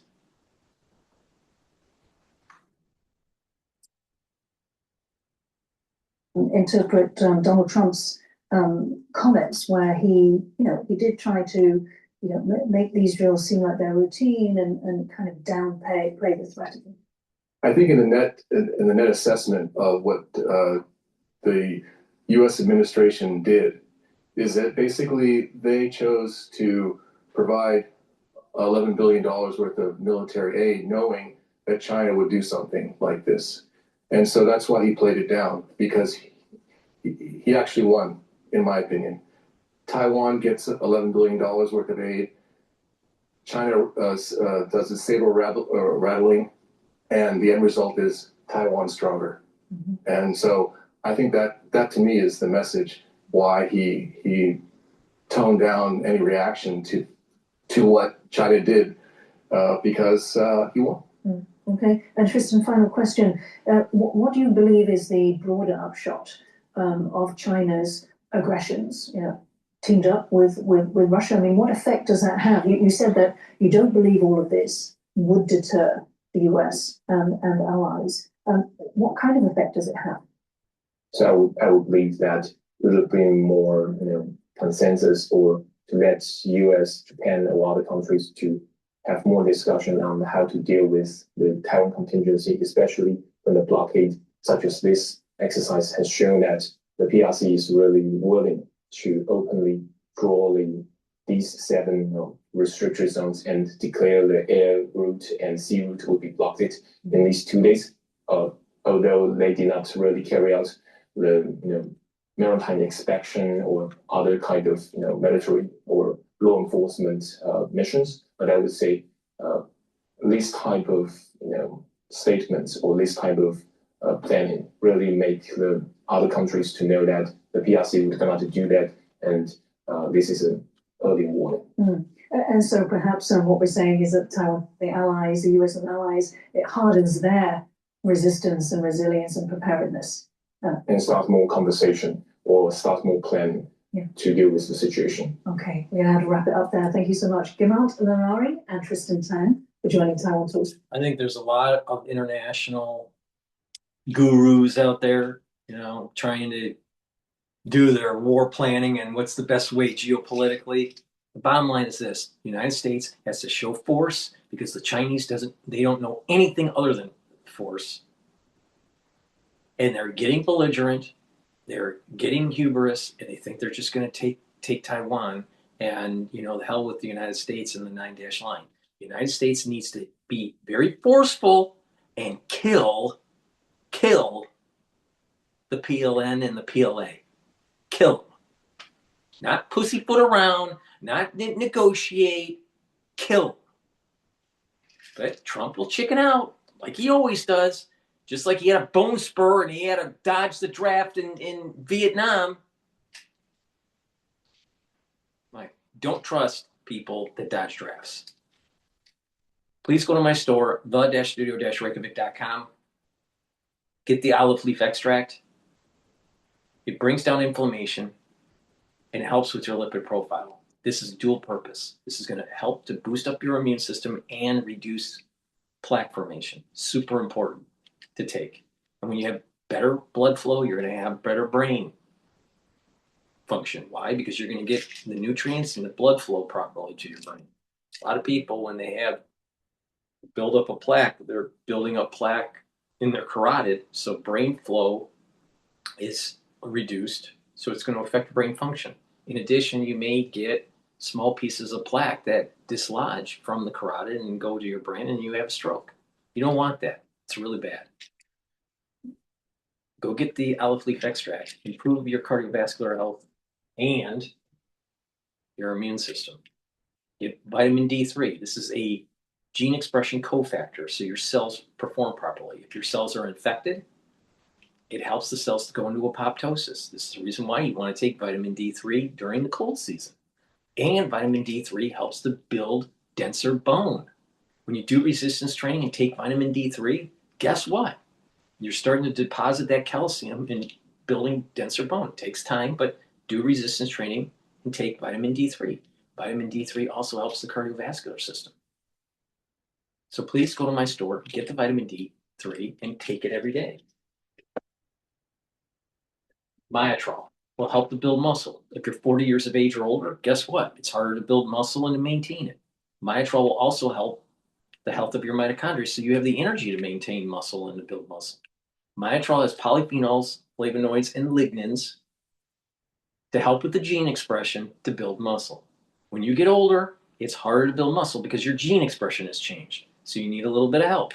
Guess what? Myotrol is going to help you to build muscle. Do some resistance training, take the Myotrol. If you are an athlete, younger or older, you will benefit in your sport by taking Myotrol every day, right? And you're going to gain strength. Now you can take it separately, but it's better when you stack it with Gladiator barley. There's a synergistic effect. Gladiator barley will help to build muscle. It's a powder, and this is a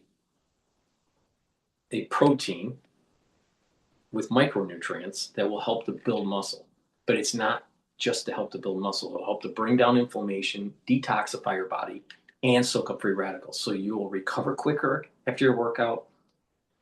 By bringing down inflammation, soaking up free radicals, and detoxifying your body, you're helping your immune system and your endocrine system. Your vascular system will improve. Your brain function will improve because you're reducing inflammation at the brain level.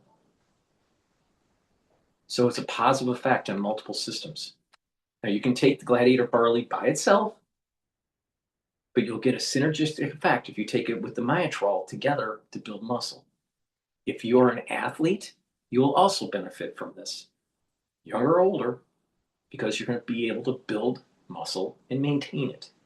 Now, if you're 40 years of age or older, guess what? This is a great way to slow down the aging process. So please go to my store, get the Gladiator barley, get the Myotrol. You can take them separately if you want.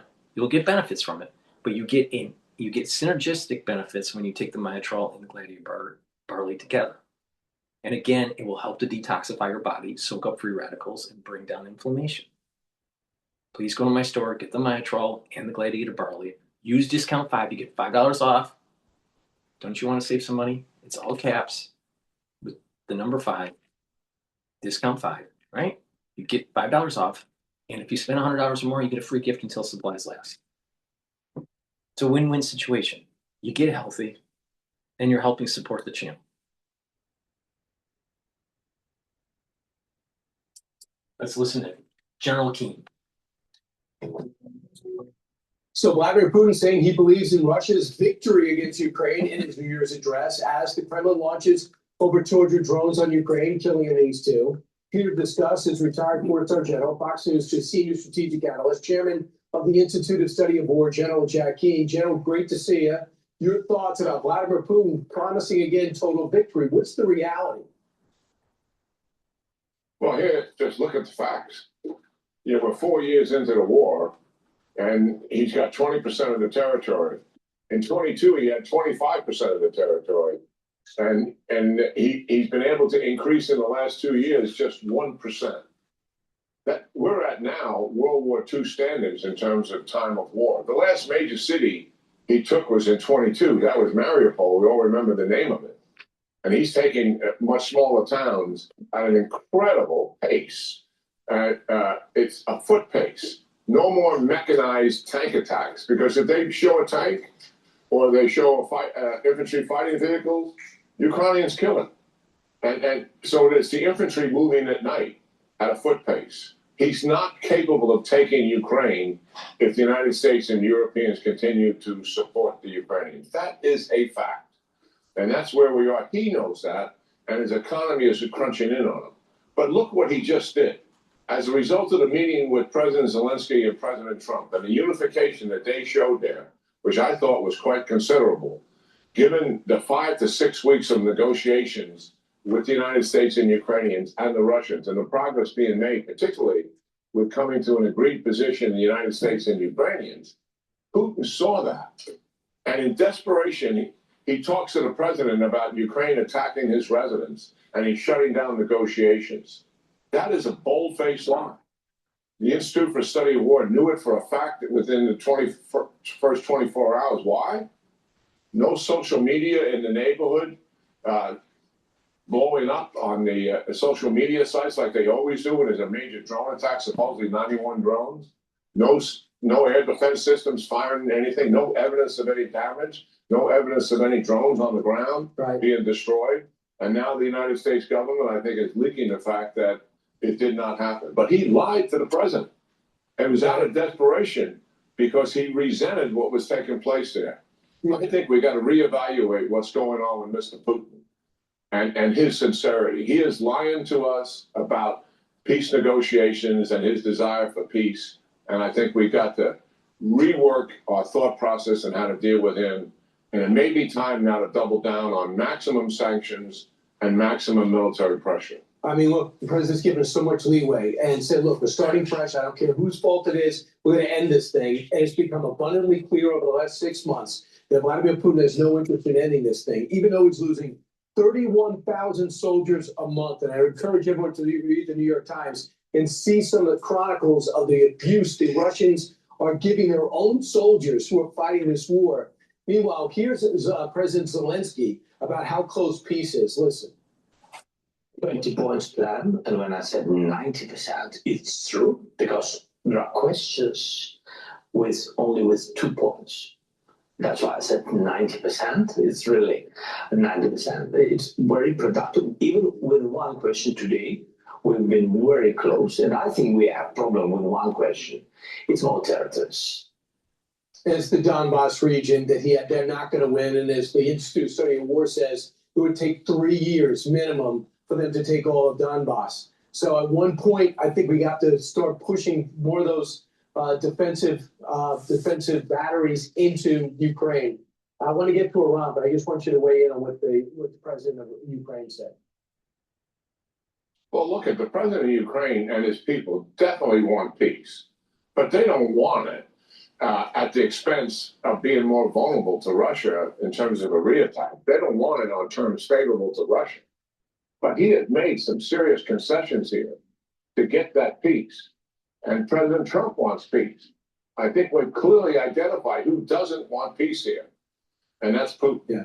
And we have to accept that reality. He says one thing, but he certainly does another. So let's talk about Iran. For 6 straight days now, there have been growing protests inside Iran. They have very little water. Their dollar, our dollar, is worth 1.4 million Iranian rials. So inflation is through the roof. And now it's spread into the rural areas. President Trump has put this on Truth Social. Check this out. If Iran shoots and violently kills peaceful protesters, which is their custom, the U.S. will come to the rescue. We are locked and loaded and ready to go. Then Iran warns us not to do so. What should we be doing here? And how big a deal are these protests in your mind, General? Yeah, well, they are a big deal. I mean, the backdrop for this is when the 12-day war ended, and the Iranians were really shook by that, particularly by the fact on the first shots that were fired killed all their senior military generals. I'm not talking about some of them. I'm talking about all of them. As we know, the senior nuclear scientists as well. They did not kill any of the civilian leaders. Let's make the assumption they knew where the civilian leaders were as well as they knew where the military leaders were. That rocked this regime. After the war ended, and they were weakened militarily for sure, and certainly more economically, they knew full well they were weakened politically inside of Iran as well as outside of Iran. And what did they do? They arrested 21,000 Iranians on the desperate hope that they were trying to put away in jail the informants. I think they were also trying to intimidate the population, and they feared reprisals because they're so weakened. They killed somewhere in the neighborhood, independent authorities, so our viewers understand, somewhere between 1,500 and 2,000 of those 21,000 they tortured and beaten inside the prison. President Trump has all this information. He knows full well what this regime is up to. 6 months later, here come the reprisals for the reasons you stated. Their life is miserable in Iran. That we estimate, independent sources, 90% of the people oppose the regime, Brian. That is absolutely staggering. And they're willing to go into the streets to risk their lives. Unlike Obama, President Trump has stood up for the Iranian people here and saying, leave them alone. Let them protest. They have legitimate concerns. Don't do harm or else. And in the back of the Iranians' mind, they know full well that they could come for them this time, the civilian leaders, with the help, obviously, of the Israelis in doing such a thing, and other options that they have available. This reminds me of Reagan, back when Les Walesa, the welder union boss, was leading the demonstration against the Soviet Union and the Russians who were controlling Poland at the time, and Reagan stood up for them. President Trump is taking a step further than that and saying, I'm going to be there for you, not just morally. So this is a significant step, I think, in the right direction, recognizing after talking to Bibi Netanyahu over the weekend, he knows full well how weakened Iran is politically, economically, and militarily. And we have leverage here. And he's willing to exercise that leverage to do what? To change their behavior. That is what is happening here. It is historic, the start 2026, because they've been a problem to the West and through the region since 1979's revolution. General Jack Keane, we'll keep a close eye on what's happening there. Thanks so much. Always great. Yeah, great talking to you guys. Have a wonderful weekend. Happy New Year. Yeah, same to you. I'm Steve Ducey. I'm Brian Kilmeade. And I'm Ainsley Earhart. And click here to subscribe to the Fox News YouTube page to catch our hottest interviews and most compelling analysis. $202. But RH, I was trying to Google it because I've been to an RH rooftop in Chelsea. They have a nice restaurant, and I was looking whether they're connected, and I think they are. But it's interesting to see furniture retailers really doing well. But they really have to also diversify their sourcing ahead of the tariffs this year and next in 2027. Certainly. You're also looking at an electric power equipment company, Vertiv Holdings.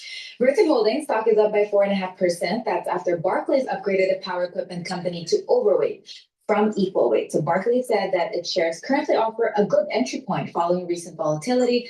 They also note that the stock's year-to-date performance versus overweight rated artificial intelligence name like GE Vernova and Nvent Electric, which is good for the company. So this leaves Vertiv right for some catch-up. Yeah, now you also have this story that is getting a lot of reads today. It's a very funny story, but I was a little disappointed. So the title of the story is Bet Against Christ's Return Pays 5.5% annual gain on Polymarket.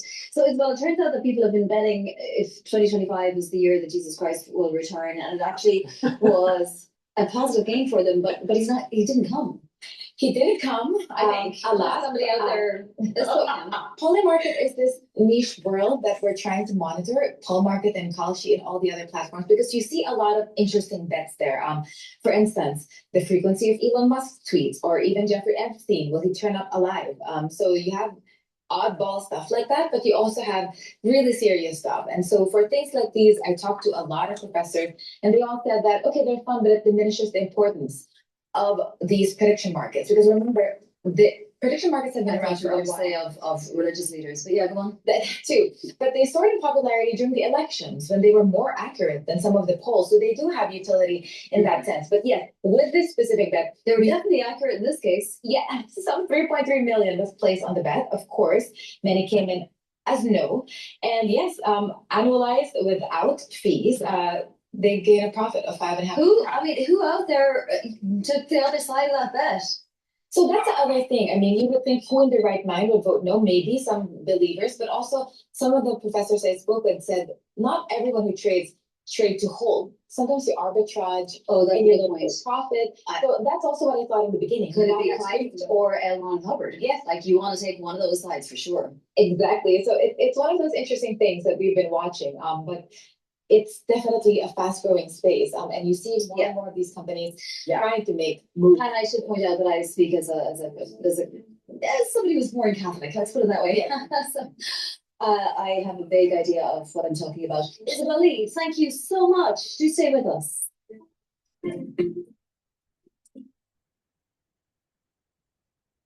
Please go to my store, the-studio-reykjavik.com. Get the lignans. This is dual purpose. It's going to help with your immune system and your endocrine system. Boost them up. With a better immune system and endocrine system, your body will perform better and you'll slow down the aging process. This will also bring down inflammation and soak up free radicals. Please go to my store. Take the lignans every day to boost up that immune system.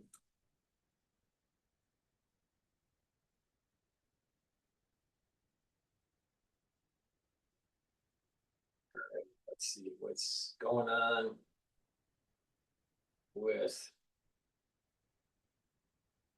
All right, let's listen to MS Now about Maduro.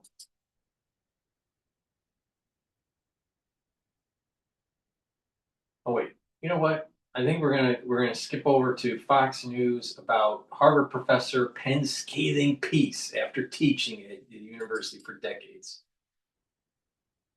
A former Harvard professor says he is leaving the university after 40 years, claiming its focus on DEI is doing more harm than good, writing, quote, "In the fall of 2020, I came across an outstanding prospect who was a perfect fit for our program. In past years, this candidate would have risen immediately to the top of the applicant pool. In 2021, however, I was told informally by a member of the admissions committee that, meaning admitting a white male, was not happening this year." Harvard alumnus Shavos Kessenbaum joins us now. Happy New Year, Shavos. Thanks so much for being on with us. Happy New Year. Good to be here. So the professor writes about the seemingly open anti-white, anti-male environment that has really been growing in Harvard. As an alumnus, is this something that you have experienced? Do you agree with what the professor wrote?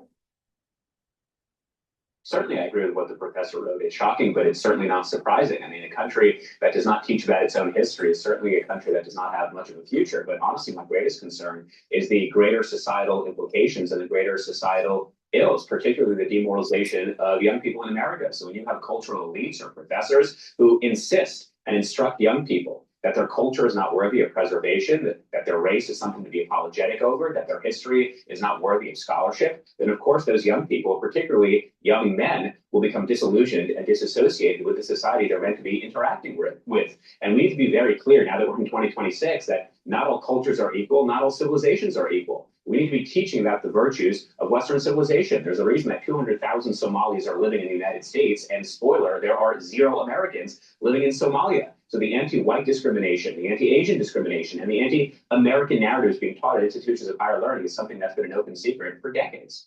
Well, and going back to the 1960s, about 85% of all universities required a course in Western civilization. But as the professor writes, I want to put up the full screen, he says, "It is hard to avoid the impression that, whether through hostility or neglect, Western history is being phased out or allowed to die on the vine at Harvard. My remaining colleagues in Western history are almost distinguished specialists, but new blood is not flowing in." And what he's referring to, we see all across the country, that these universities, not only are they not requiring Western civilization teaching, but a lot of places aren't even offering that. How can we expect these young students coming out of college to be able to lead our country if they're not being taught how our country became, how our democracy, our laws, and even science formed? This is very important. This dovetails really well with what I was saying about Mamdani. Mamdani doesn't understand the Enlightenment. Mamdani doesn't understand John Locke. Mamdani doesn't understand or care about the idea of life, liberty, and property, and how that is the cornerstone of our constitutional republic.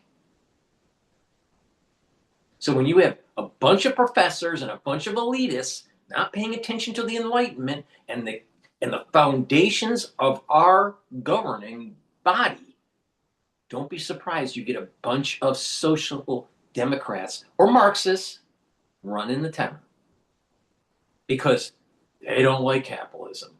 They want everything for free. They think that outcomes should be equal for everybody.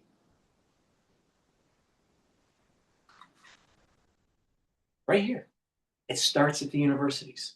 It doesn't have to just be at the elite institutions. It's also at the state schools. The bottom line is this.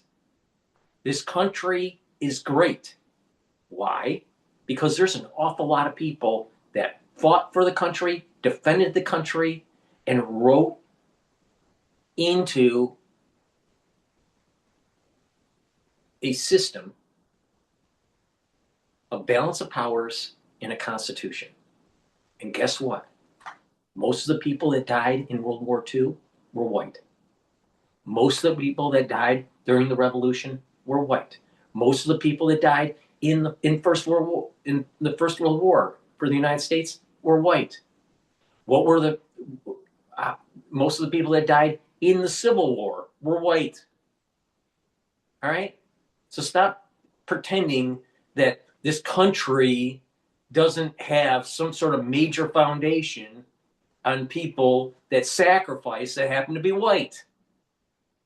That doesn't mean that other nationalities didn't also contribute, because they did. But the bottom line is this: demonizing Western culture, demonizing the Enlightenment, demonizing the idea of capitalism, demonizing the idea of the virtues of the bourgeoisie, all right, and promoting Marxism, we're going to have problems in this country. When you don't understand that the foundation of this country was the Enlightenment. Marxism isn't the Enlightenment. Marxism is more like some sort of post-hellscape. Postmodern hellscape.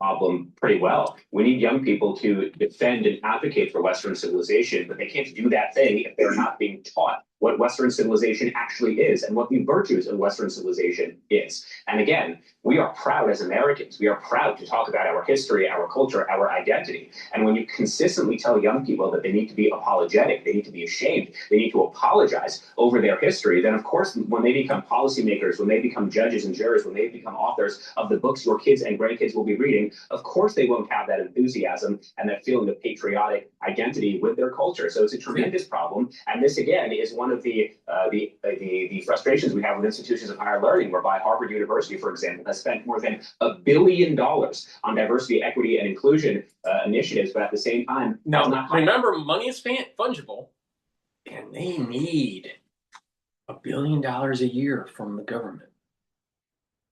Amazing how that works. And they say, oh, it's for research. But you got to remember, about 30% of that money also goes for admin. Maybe 40% sometimes. It's not all the research. Don't be fooled. So let's see.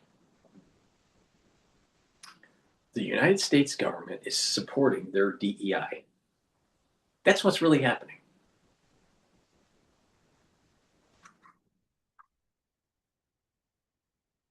So if you're pro-American, if you're pro-Constitution, a constitutional republic, guess what?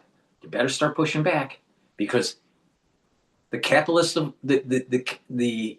capital of capitalism is New York City, and it's run by a mayor that is a Marxist. And it's the youth who brought it in. Who brought it in? The youth that's not that educated, that has ADHD, that has a memory of a goldfish, and super liberal Jews brought in Mamdani.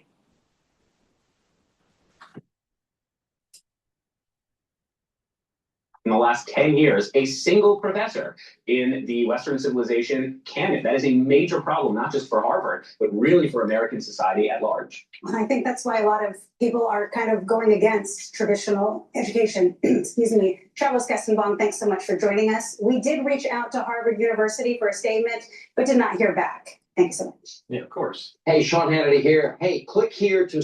Because they want to just keep on pushing DEI. Please go to my store, the-studio-reykjavik.com, and get the turmeric. Turmeric will bring down inflammation and soak up free radicals. This will help to boost up your immune system, help to reduce plaque formation, because if you reduce the inflammation at the vascular level, if you soak up free radicals, you're reducing the concentrations of oxidized LDL. And when you do that, you have less plaque formation. Super important. Get the turmeric, help with your cardiovascular health, and bring down inflammation and boost up that immune system. Turmeric will also help you to recover quicker after a workout. Turmeric will help with your brain function by bringing down inflammation at the brain level. Protect those neurons, protect that myelin sheath. Taking turmeric every day is super important. Take it every day, slow down the aging process.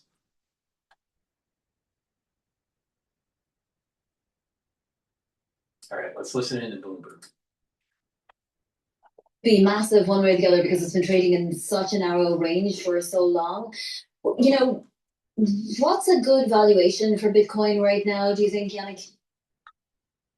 That's a good question. I mean, there's not really a lot of fundamentals to value this on, as you know. But I think what was interesting in 2025 is that it was actually the first year since the Bitcoin ETFs, which remember many refer to as the IPO moment for Bitcoin. And so this is the first year since then that actually Bitcoin went down.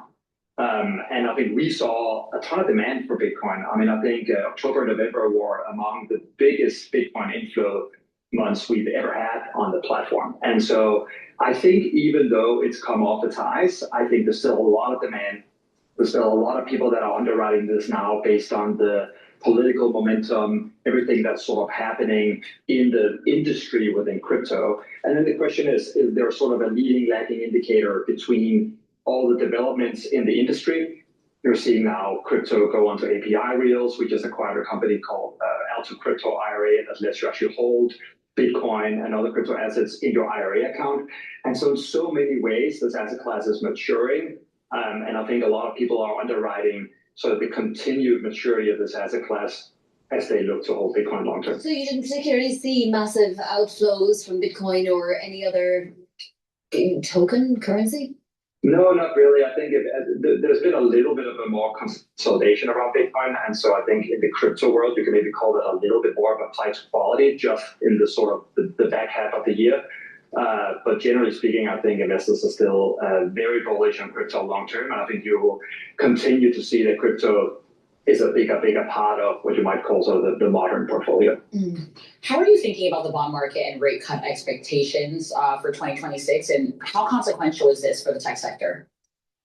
Yeah, that's a good question. I mean, I don't think we got as many rate cuts as most people expected. And so I think it is really curious to see how the bond market will play out in 2026.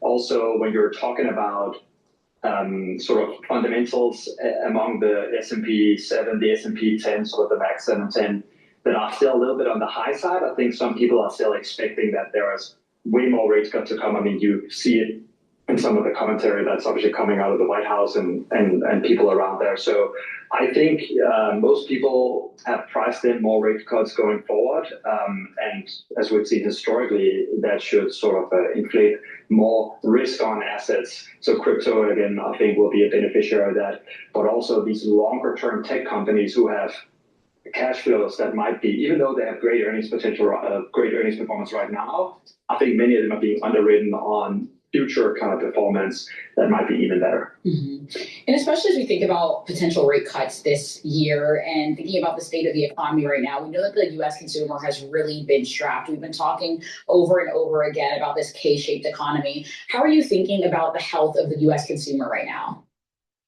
Yeah, I think it is very K-shaped. And that's why I think companies that cater a little bit more to sort of the upper part of the market tend to do a little bit better where there's not a lot of recession risk. By the way, it's funny, I think in the world of retail investing, I think you've seen that bifurcation as well, right? Since COVID, retail investing has exploded.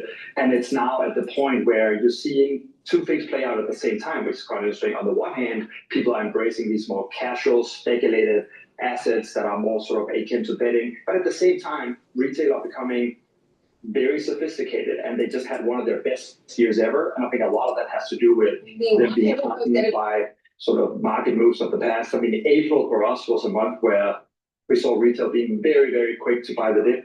For reference, public caters a little bit more to sort of the sophisticated, serious type of investor. And they're becoming more AI literate. They're using AI tools to research stocks better, faster, with more quality. And I think you'll continue to see that being a big, big trend going into 2026. Yeah, like there are so many platforms that you can trade on now. And I know you say you cater to the more sophisticated investor, but what would your ambitions be for public.com for the next, 1 to 3 years? I think it became clear in I'm a pretty sophisticated investor, all right? I wouldn't touch Bitcoin. I made money in Bitcoin. I traded it, but I'll tell you, there is a manipulation that's taking place. It's There are too many whales manipulating the market. Don't go in. You can make more money someplace else. Now, if you want to take a look at the economics of it, guess what? Bitcoin, you can't be a storage value if you have volatility, high volatility. You're better off in treasuries or a money market or in dollars. Now people go, oh, the dollar's going down. The dollar's going down. The last 5 years, it was valued in relative terms too high. If you take a 10 or 15 year data set, it's moving towards the average of what the value is. You don't want it too weak, but you don't want it too strong either. So the dollar is actually at a good point right now. Well, it could go down a little bit, it could go up a little bit, but it's moving towards the average. During the Biden administration and during COVID situation, the value of the dollar appreciated. Why? Because we were a safe haven. And that's what happens when you have a strong currency. Oh, we got to put it in crypto because we're the Federal Reserve and blah, blah, blah. The Federal Reserve is not going to abrogate its authority because of a bunch of crypto traders. Again, countries are defined by two things. Being able to protect your borders, which means that you have a strong military, and your currency. There's no way in hell that the United States government nor the Federal Reserve is going to abrogate authority to something that is decentralized for its currency. It's never, ever, ever, ever going to happen. Now, Bitcoin is a volatile market. Could you make money in it? Yes. Could you lose money? Yes. It's a virtual commodity. It's not a storage of value. Don't be confused in this.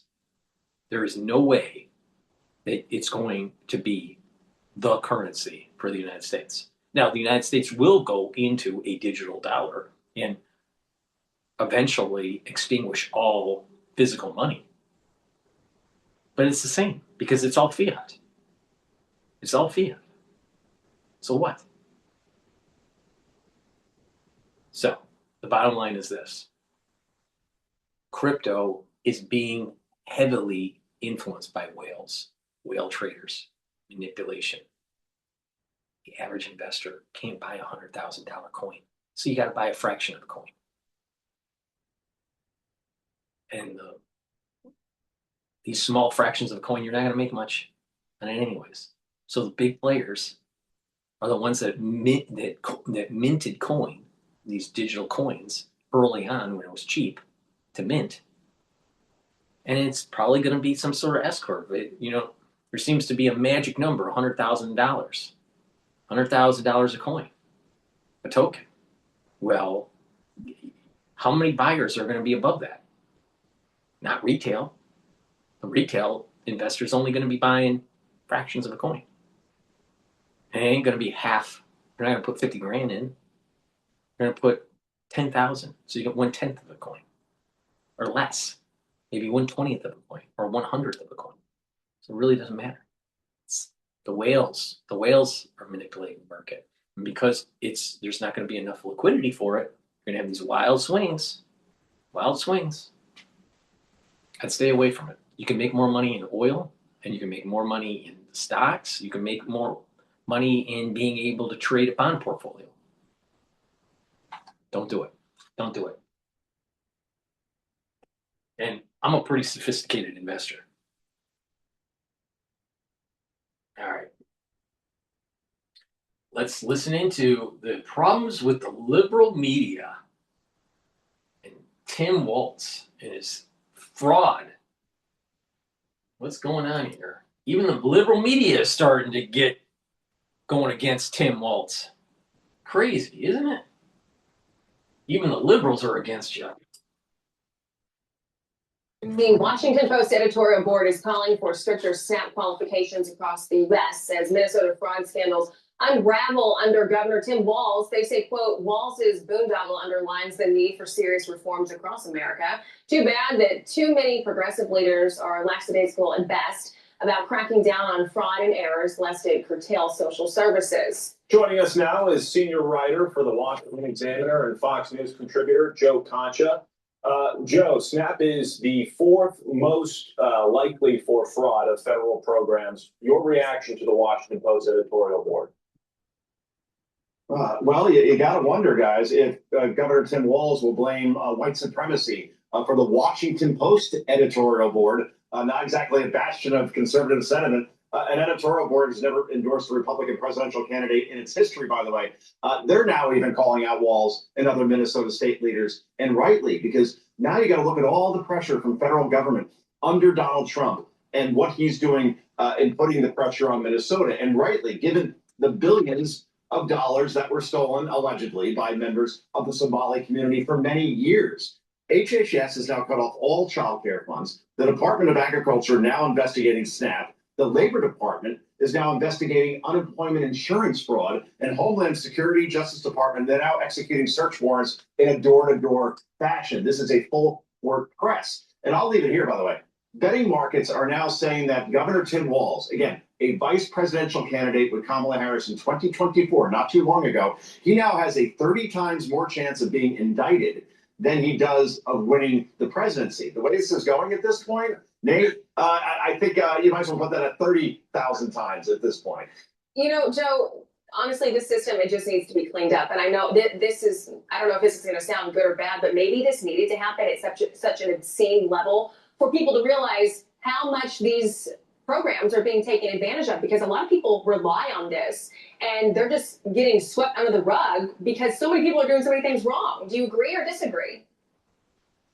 Oh, actually, absolutely. And it's not only like what should have been provided. I mean, in some cases, it was an apparition to begin with. I mean, we're talking about food programs for hungry children in places that didn't even produce the types of facilities that would provide that, or even worse, autism services. We know that problem's only getting worse in this country. All these centers that were supposed to open that never even existed. And when you talk about billions of dollars, we're not talking on a federal level where you can say, well, that's not too much when you consider that we're talking like trillions of dollars. This is at a state level that doesn't remotely have the budget for this. So again, accountability goes to the top. That goes to Tim Walz, and he has been deflecting, playing the race card from the bottom of the deck. And now, at this point, even liberal media is now investigating this. There is nowhere to go for this man. And we have to wonder, a year from now, will this be seen as one of the biggest stories of 2026? And hey, whatever happened to that guy, Tim Walz, who was running for president at one point?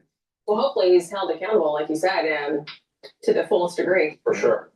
Joe, so I want to get your take on this. Please go to my store, the-studio-reykjavik.com, and get the Boomer Boost. This has 68 nutrients that will help to slow down the aging process. It is a very comprehensive compound profile shown on the screen here. You can read the label on my website. This will help with your musculature, slow down the aging process. It's going to help with the brain function. It's going to help with metabolism, speed up that metabolism. You're going to be able to lose weight. You're going to have more energy. You're going to soak up free radicals. You're going to help with your cardiovascular health. Get a lot of benefits from this. This is very important. You'll feel the effects of this within 72 hours. You'll get the steady burn of energy, and you'll have more vitality, and you'll be more active.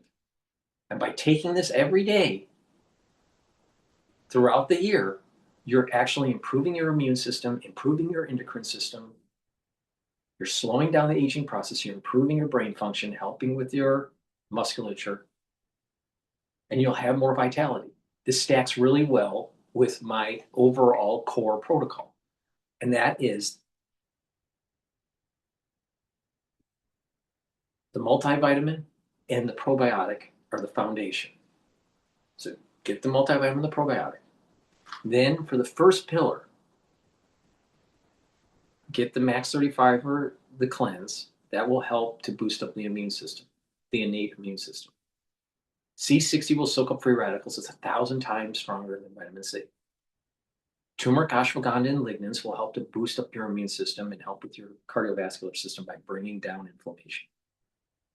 And the Boomer Boost is going to rev up your metabolism and increase your energy levels.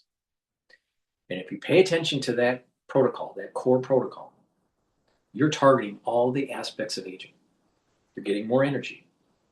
You're bringing down inflammation. You're soaking up free radicals. You're targeting your cardiovascular system. You're helping with your brain function.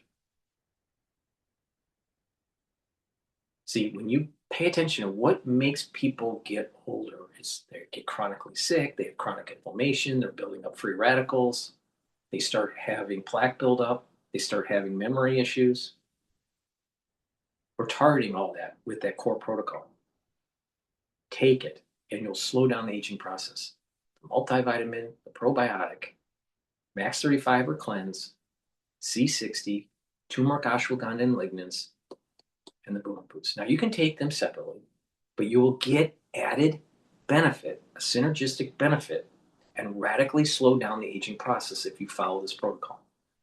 Please go to my store, get the Boomer Boost, or better yet, get the protocol. All right? Use discount 5. You get $5 off any order. All caps, discount 5. If you spend $100 or more, you get a free gift until supplies last. Get the Boomer Boost. If you can't afford the whole protocol, get this. You get a lot of benefit from this. It's a month's supply. Take it every day. It's a powder. You mix it with soft foods like hummus, yogurt, applesauce, whatever. Doesn't matter.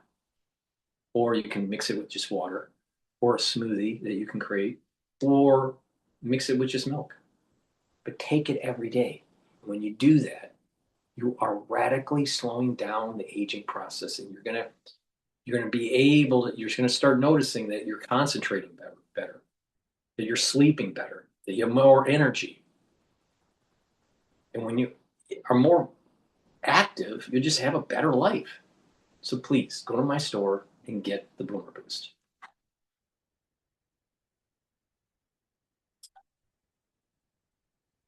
And forth between President Donald Trump and actor George Clooney. So we're going to start by showing you Trump's Truth Social. It reads, quote, "Good news. George and Amal Clooney, two of the worst political prognosticators of all time, have officially become citizens of France, which is sadly in the midst of a major crime problem because of their absolutely horrendous handling of immigration.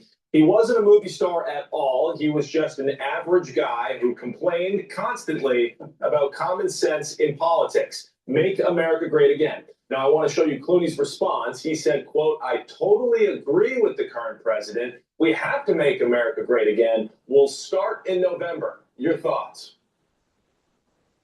He's going to start in November, I guess, from, I don't know, the south of France or Paris. So it's interesting. George Clooney says Democrats are going to fight at the same time, like eating a croissant. It's an odd combination. And it's weird that Clooney moved to France because he had a pretty sweet place in Lake Como in Italy. But again, George Clooney has no, yeah, seriously, right? I saw it in Ocean's 12. But look, he has no standing here.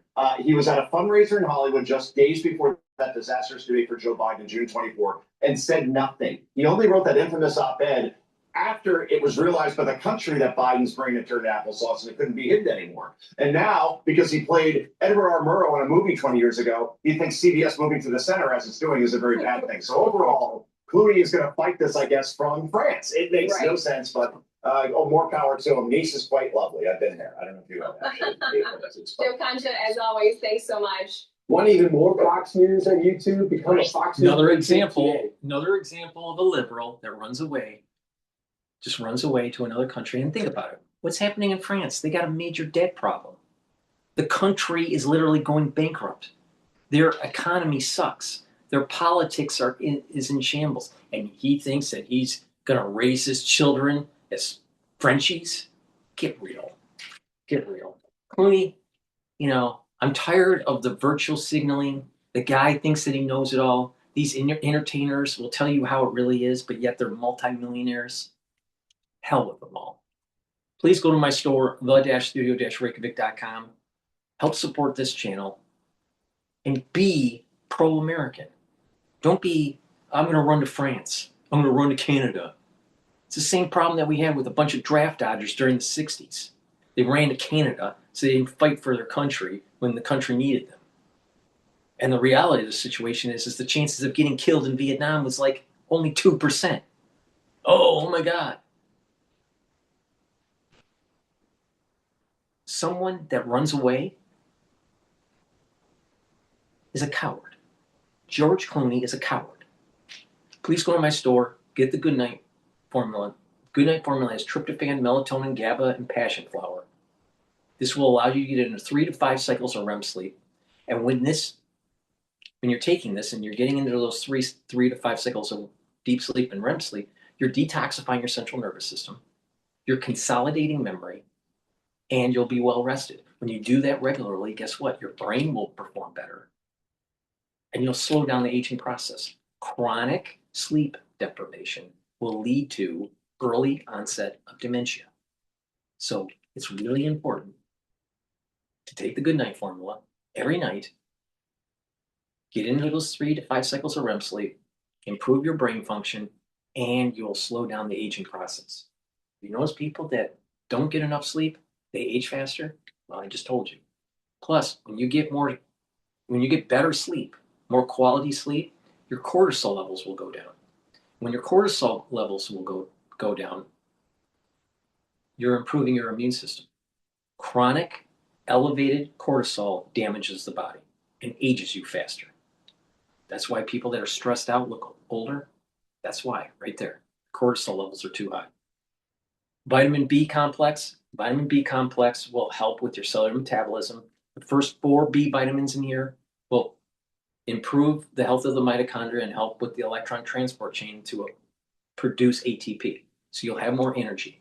In addition, B12 will help to protect neurons. This is super important. If you're age 40 or older, you need to take the vitamin B complex, protect those neurons and your brain function. So please go to my store, use discount 5 to get $5 off any order. If you spend $100 or more, you get a free gift. But I'll tell you, there are so many people that go, oh, I don't like what Trump's doing, I'm going to go run away. Ellen DeGeneres ran away to the UK and the UK doesn't want her. And she's all upset. And Clooney, who's actually a decent actor. But the thing is that, you're an actor. You're not a pilot, you're not, a international affairs guru or domestic policy guru. Now, he can have an opinion on it, but don't think that his opinion is better than Blow Joe that works on the automotive line. Clooney showing lack of courage. He's a coward. He runs away.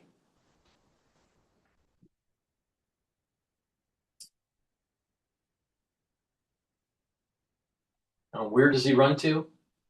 Socialist country hellscape, aka France.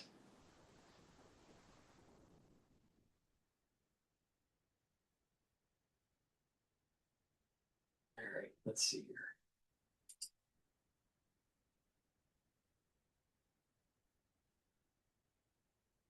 Listen to this clip here. This is the quickest way to go from AI beginner to AI fluent in 2020. I want to listen into this Swiss ski resort fire. This is on CNN. I'm Venetia Rainey. And I'm Roland Oliphant. And this is To a near standstill, the whole country, due to a government-ordered shutdown caused by protests across the country.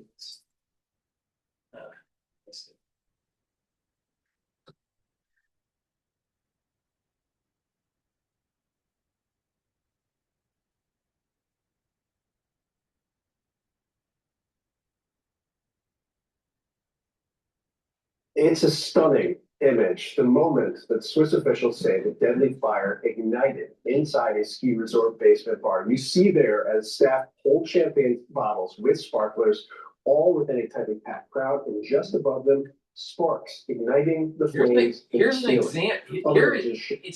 It's terrible that so many people died from this, but this is idiotic.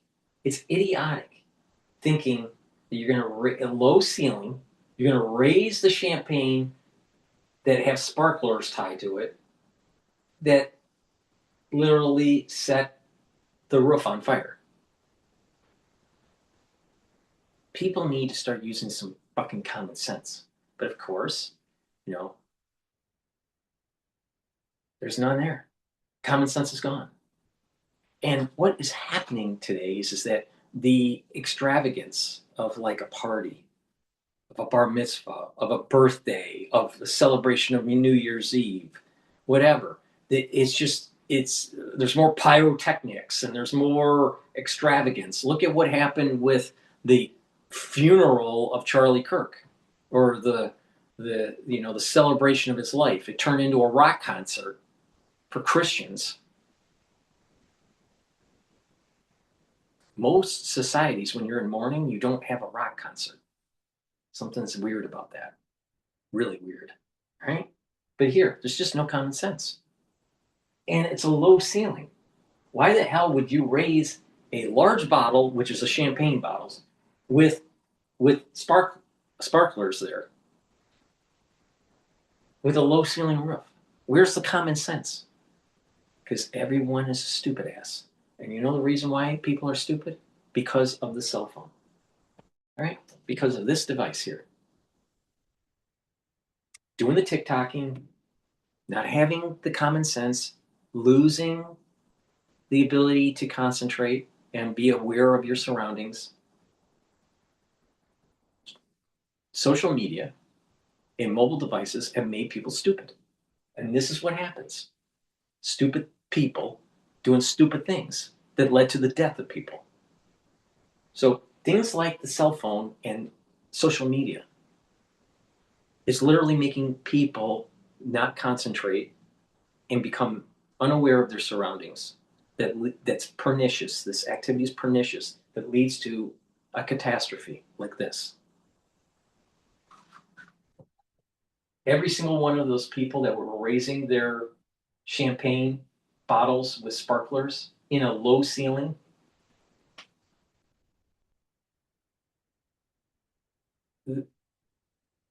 they should be, if they're not dead already, they should be held under criminal charges. It's stupid. This should have never happened.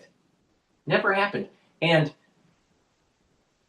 the bar or the facility that this was at, the ones that were the manager for the facility should have prevented this from happening. Where was the awareness? Here's again, the awareness. When people are too focused on social media, not thinking, not reading, stupid stuff like this happens. There's no common sense. Now, I'm reading. Let me give you an example. I'm highly educated, maybe too educated, but I have a lot of work experience too. All right. Now, I'm reading a book. It's called Too Big to Fail. All right. I wanted to read this book before I read the 1929 book that he just released, which is from Andrew Ross Sorkin. He's one of the CNBC newscasters on Squawk Box. As a newscaster, I don't think that he is that great of a newscaster on CNBC, but I think that he writes very well. All right. And I finished the Ian McEwan novel that he just released. And I think that Andrew Ross Sorkin writes better than Ian McEwan. All right. This is a gripping book about the Lehman crash. Right. I know quite a bit about it because I went through it. But it's a gripping book. It's 540 pages long or plus, depending on what version you get, because there's an added version for the 10-year anniversary of the book, a new afterforward.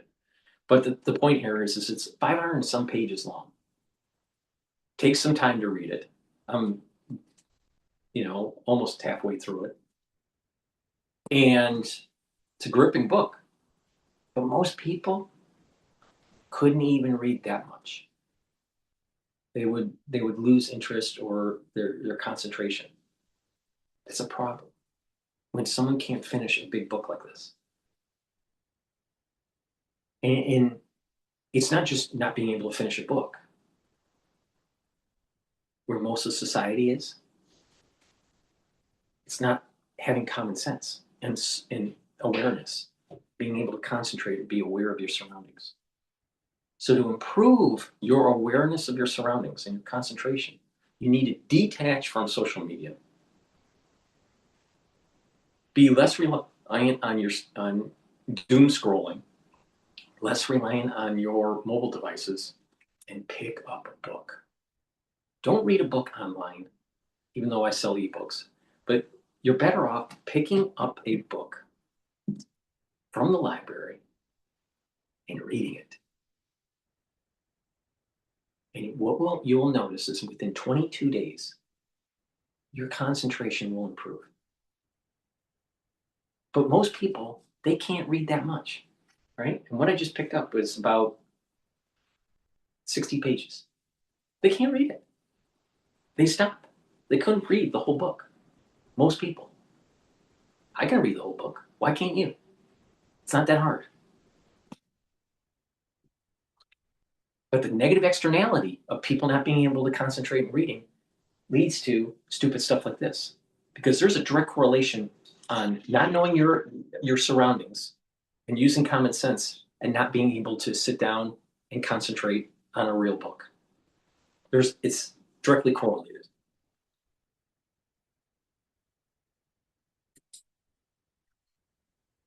More closely, staff wearing helmets as they hold those sparklers. CNN has reviewed and verified multiple videos that show the moments that follow. Now, as you watch, I do want to warn you, they're disturbing. They're all stupid. They cause it themselves. Every single one of them, they cause it themselves. Now, there are additional verified videos then showing the chaos unfolding, panic in the bar as patrons search for an escape and the desperation as the fire grows larger. At least 40 people died and 119 were injured.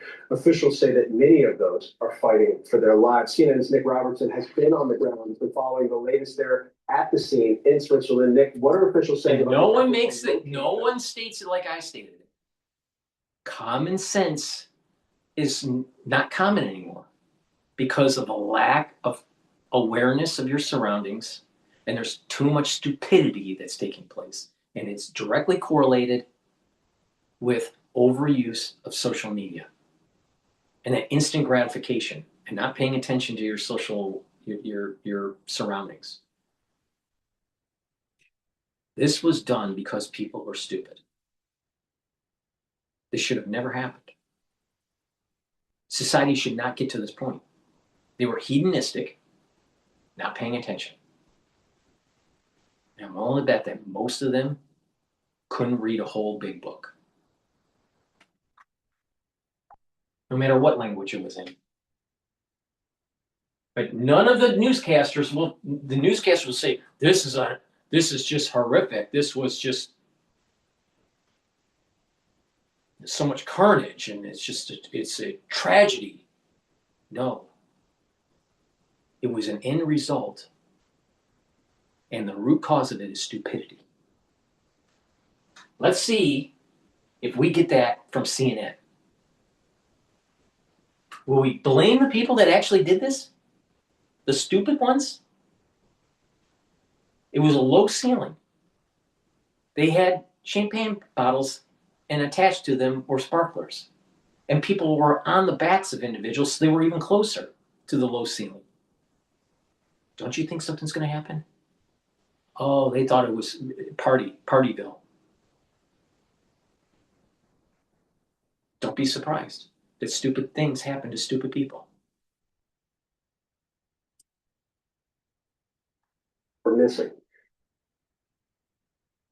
Yeah, you live in a world that's designed to hijack your dopamine. We're scrolling, setting another tab, looking at videos. This is the problem right here. What is happening in the brain is the key to change our lives. Yeah, they're still trying to identify all the dead. There's still 6 people who are alive in hospital. There's 119 that are hospitalized who remain unidentified. And that's the priority, the police say, for the families. We've seen a father of one of the missing today, literally on the ground here, in the street, on his knees, uncontrollable grief. His brother was at his side trying to help him. There were strangers quite literally trying to give him comfort on the street, but he was overwhelmed by grief. He's not alone. And when you listen to some of the witness testimonies of the ferocity of the fire, of course, these families now have heard those testimonies as well. And this all plays into their pain. This is how one man described the scene outside here last night in the office. Those people had it coming because they didn't use their common sense. They did it to themselves. It would have never happened if they used common sense. After the fire. You saw the young people who were totally burned in the face, who missed some fingers, here, laying on the streets. And the first aid was given to these people. And then you have to, what was the worst is the screaming of these young people, the screaming of pain. Yeah, and that just gives you an idea of why it's so hard now for the authorities to identify everyone. The bank just over there opened its doors to sort of for triage for medical rescue workers who were quickly on the scene. And my colleague, producer Jess Bannerman, was speaking with one of the doctors helping treat them. And the doctor was telling him, look, we were trying to make sure that everyone we were passing on who was being evacuated away, that we had their identification. But of course, it was so busy, so chaotic, that didn't happen in every case. And that's what provides for the pain and suffering of some of these families right now. European countries also stepping in here. About 50 of these severely burned injured victims have been taken to other European countries for treatment. We know as well as the 71 Swiss are injured, 14 French, 11 Italian, 4 Serbian, Bosnian, Bulgarian, Polish. It's touching so many countries here. So, happening now, investigators are closing in on a possible cause of that deadly fire that raced through the Swiss ski resort bar on New Year's It was because of the Day. sprinkler In system, this new image, you can see the sparklers held in champagne bottles very close to the ceiling, which is covered in acoustic tiles. The fire killed at least 40 people. More than 100 others were injured. Multiple people are still missing right now. Joining us now, the former Boston Police Commissioner, Ed Davis. Ed, thanks so much for joining us. When you see these videos from inside that bar and the sparklers coming out of the champagne bottles, the acoustic ceiling, what jumps out at you? Stupidity. Well, it's really horrible to see this thing occurring again after we had the Station Night Club fire here in New England back in 2003. It's almost the exact same set of circumstances. The insulation on the ceiling and a fire source. You know, sprinklers look innocent, but sparklers look innocent, but they burn red hot. So when you see that kind of combination, it should have never been there. They should have never done this. People there, it really is frightening. It's awful indeed. Once again, that they would have learned the lessons from what happened in Europe. Once again, they should just say, no common sense. They did it to themselves.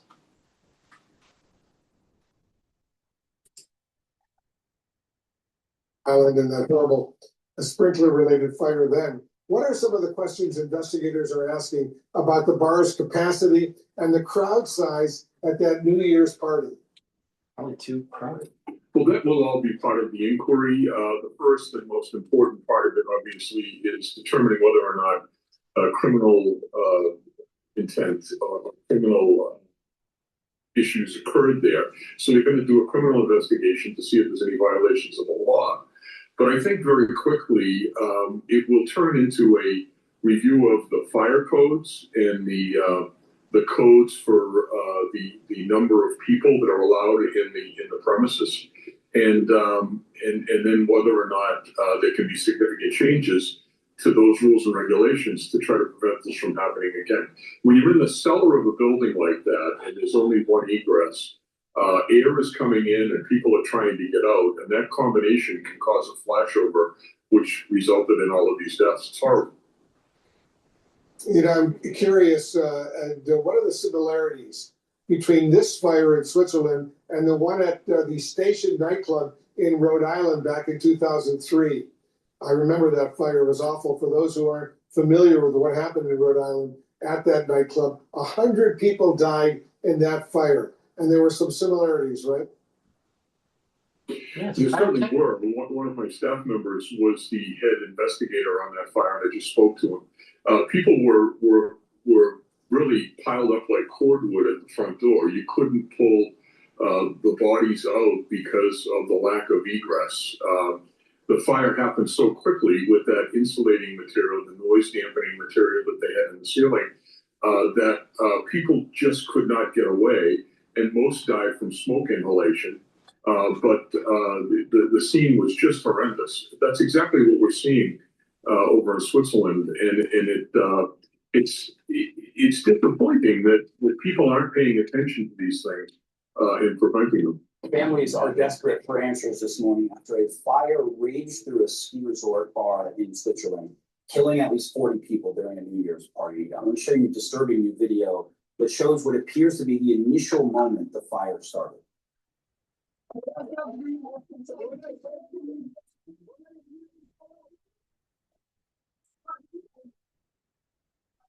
Would have never happened if the sparklers weren't attached to the bottles and people raising the bottles close to a low ceiling. It would have never have happened. The manager of the building should have never allowed it to happen. And the people that were doing this should have the common sense to not do this. The problem is that they went on a party and they didn't use common sense and they killed people.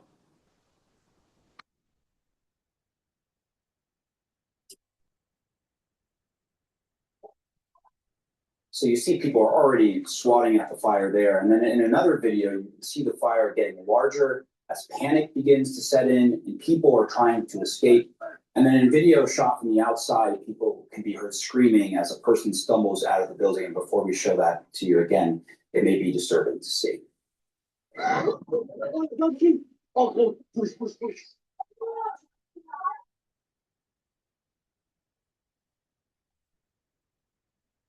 You see how frantic it is. You hear the screaming. And this footage shows what a local security director called scenes of war, saying young people were suddenly forced to act as first responders as injured people came out of the burning building. I want to bring in CNN's Nada Bashir, who joins us now. So Nada, what do we know about this? What is the latest here?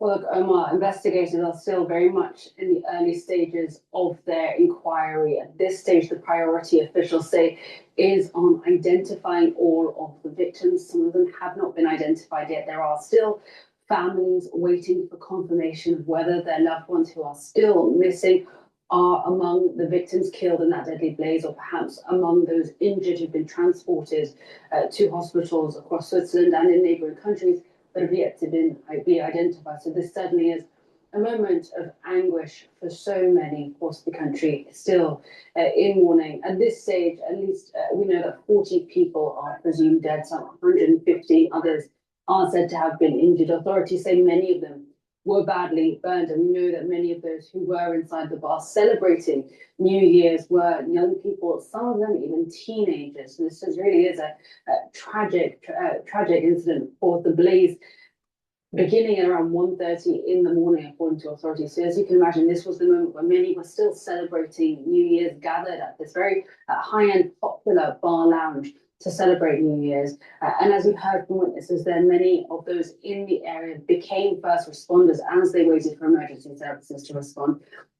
And at this stage, there is no firm conclusion as to what actually caused the blaze. There has been some speculation with witnesses saying that sparklers were carried in champagne bottles near the ceiling, which in the video you showed just a short while ago appeared to have been the first thing to catch fire before the entire bar itself caught ablaze. But again, it is just speculation at this stage. There hasn't been confirmation from the authorities. Investigations are still ongoing, and of course the priority at this stage, as officials have reiterated, remains focused on the victims, the casualties, and of course their family members as well.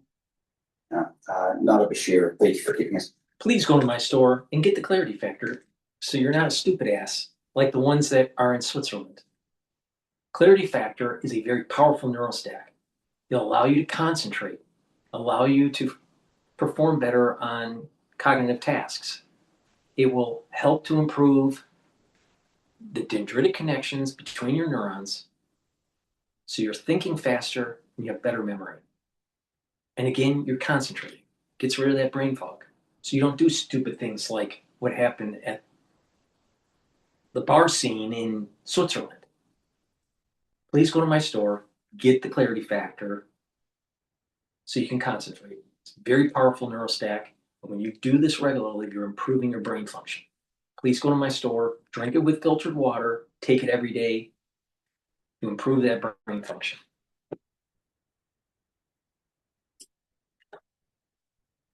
On those awful details. Swiss investigators are zeroing in right now on a possible cause of that deadly fire that raced through a ski resort bar on New Year's Day, killing at least 40 people.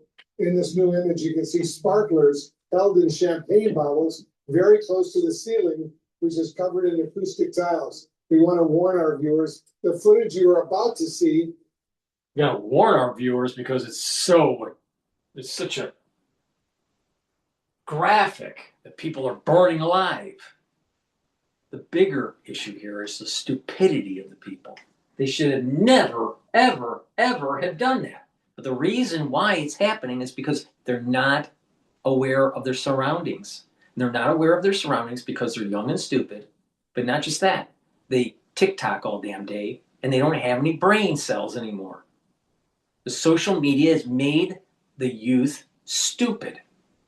Stupid. This is 100% the patron's fault. Now, the manager should have prevented this from happening. So it's also manager's fault. But they should have never done this. They should have, because they weren't looking above them. They weren't aware of their social surroundings. They thought everything was going to be copacetic. And this is the problem with social media. No one has common sense. Made people stupid, but it made Zuckerberg a billionaire. It made Tim Cook a billionaire. But you got most of the society that's stupid now. All right, I've had enough of CNN. Let's go to Bloomberg. The easing of his pace really just eases voter concern over price levels as they continue to really increase. I mean, I feel like all the politicians now have pivoted to affordability, because everything is just being more expensive when you go to the grocery store, when you go to restaurants. And so in relation to this one, the White House published a fact sheet on Wednesday, and Trump also hosted a New Year's Eve party when this was announced. The higher tariffs will take effect on Thursday, but are now set to take effect on January 2027. Quite day, but still a lot going on. Anything else you're watching? The last is Verti Holdings, tickers VRT. Shares are up by almost 8%.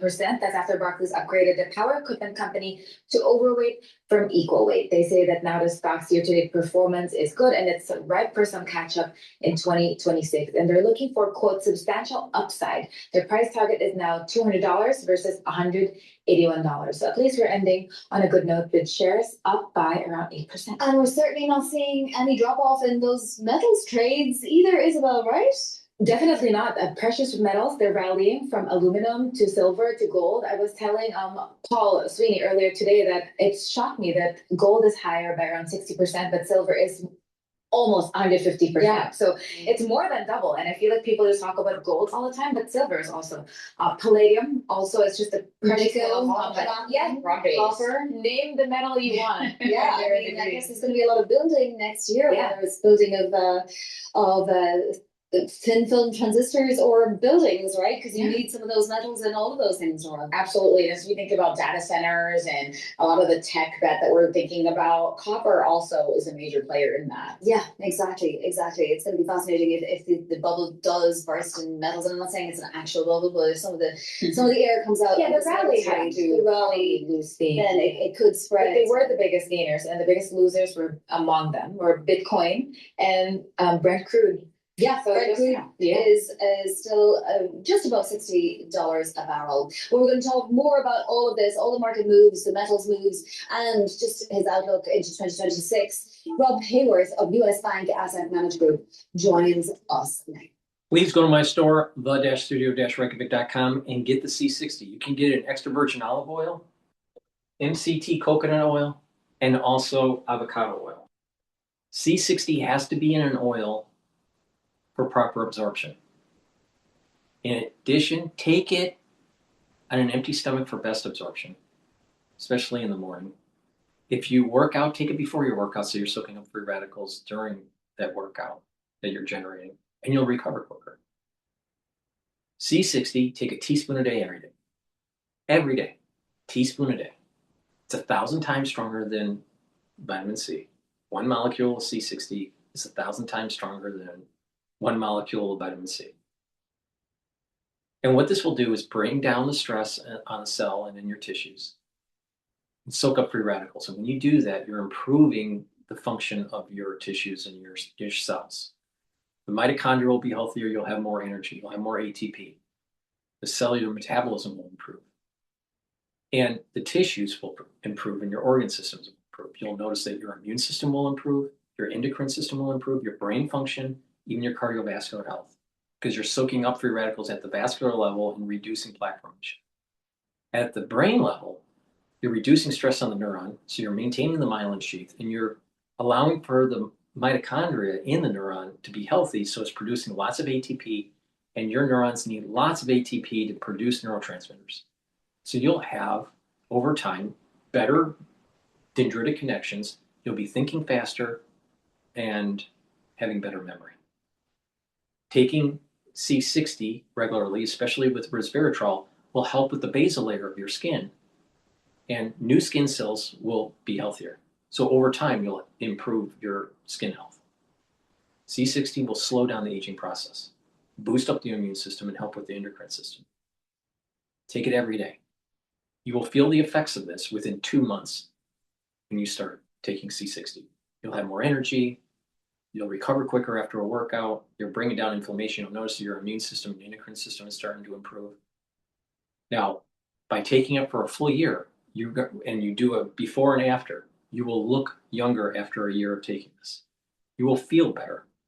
And what you're doing is by soaking up those free radicals and keeping down that inflammation, you'll increase your longevity.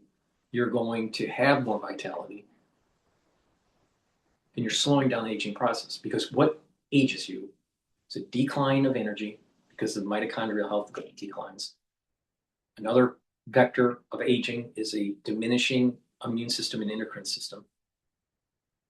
Another factor in aging is diminished brain function, and cardiovascular health starts to decline. But by taking C60, you're targeting all this. You're bringing down inflammation. You're soaking up free radicals. You're helping with brain function. You're helping with your immune system. You're helping with your cardiovascular system. So please go to my store, get the C60, take a teaspoon a day every day. This is super important. It's part of my core protocol. What's the core protocol? The multivitamins and the probiotic. That's the foundation. The multivitamin, the probiotic. The first pillar on top of that foundation is taking Max 35 or Cleanse to boost up the immune system. Second pillar, C60, that soaks up the free radicals. The third pillar, turmeric, ashwagandha, and lignans to boost up your immune system and help with your endocrine system. And the fourth pillar, Boomer Boost, to rev up your metabolism and increase your energy levels. And when you do that regularly, you're targeting all of the major components of aging, and you're going to slow it down. It's important. Do this regularly. Take that protocol. There's a synergistic effect, and you will look younger. And there will get compound benefits the more often you do this. Please go to my store. Get the C60. You can get it in a 2 ounce, a 4 ounce, or an 8 ounce configuration. It is cheaper per ounce if you get the higher ounce configuration. Use discount 5 to save some money. And if you spend $100 or more, you get a free gift until supplies last. Please go to my store, bella-studio-reykjavik.com. Follow the protocol, slow down the aging process. That's the end of my broadcast. Thank you for listening, and have a nice day.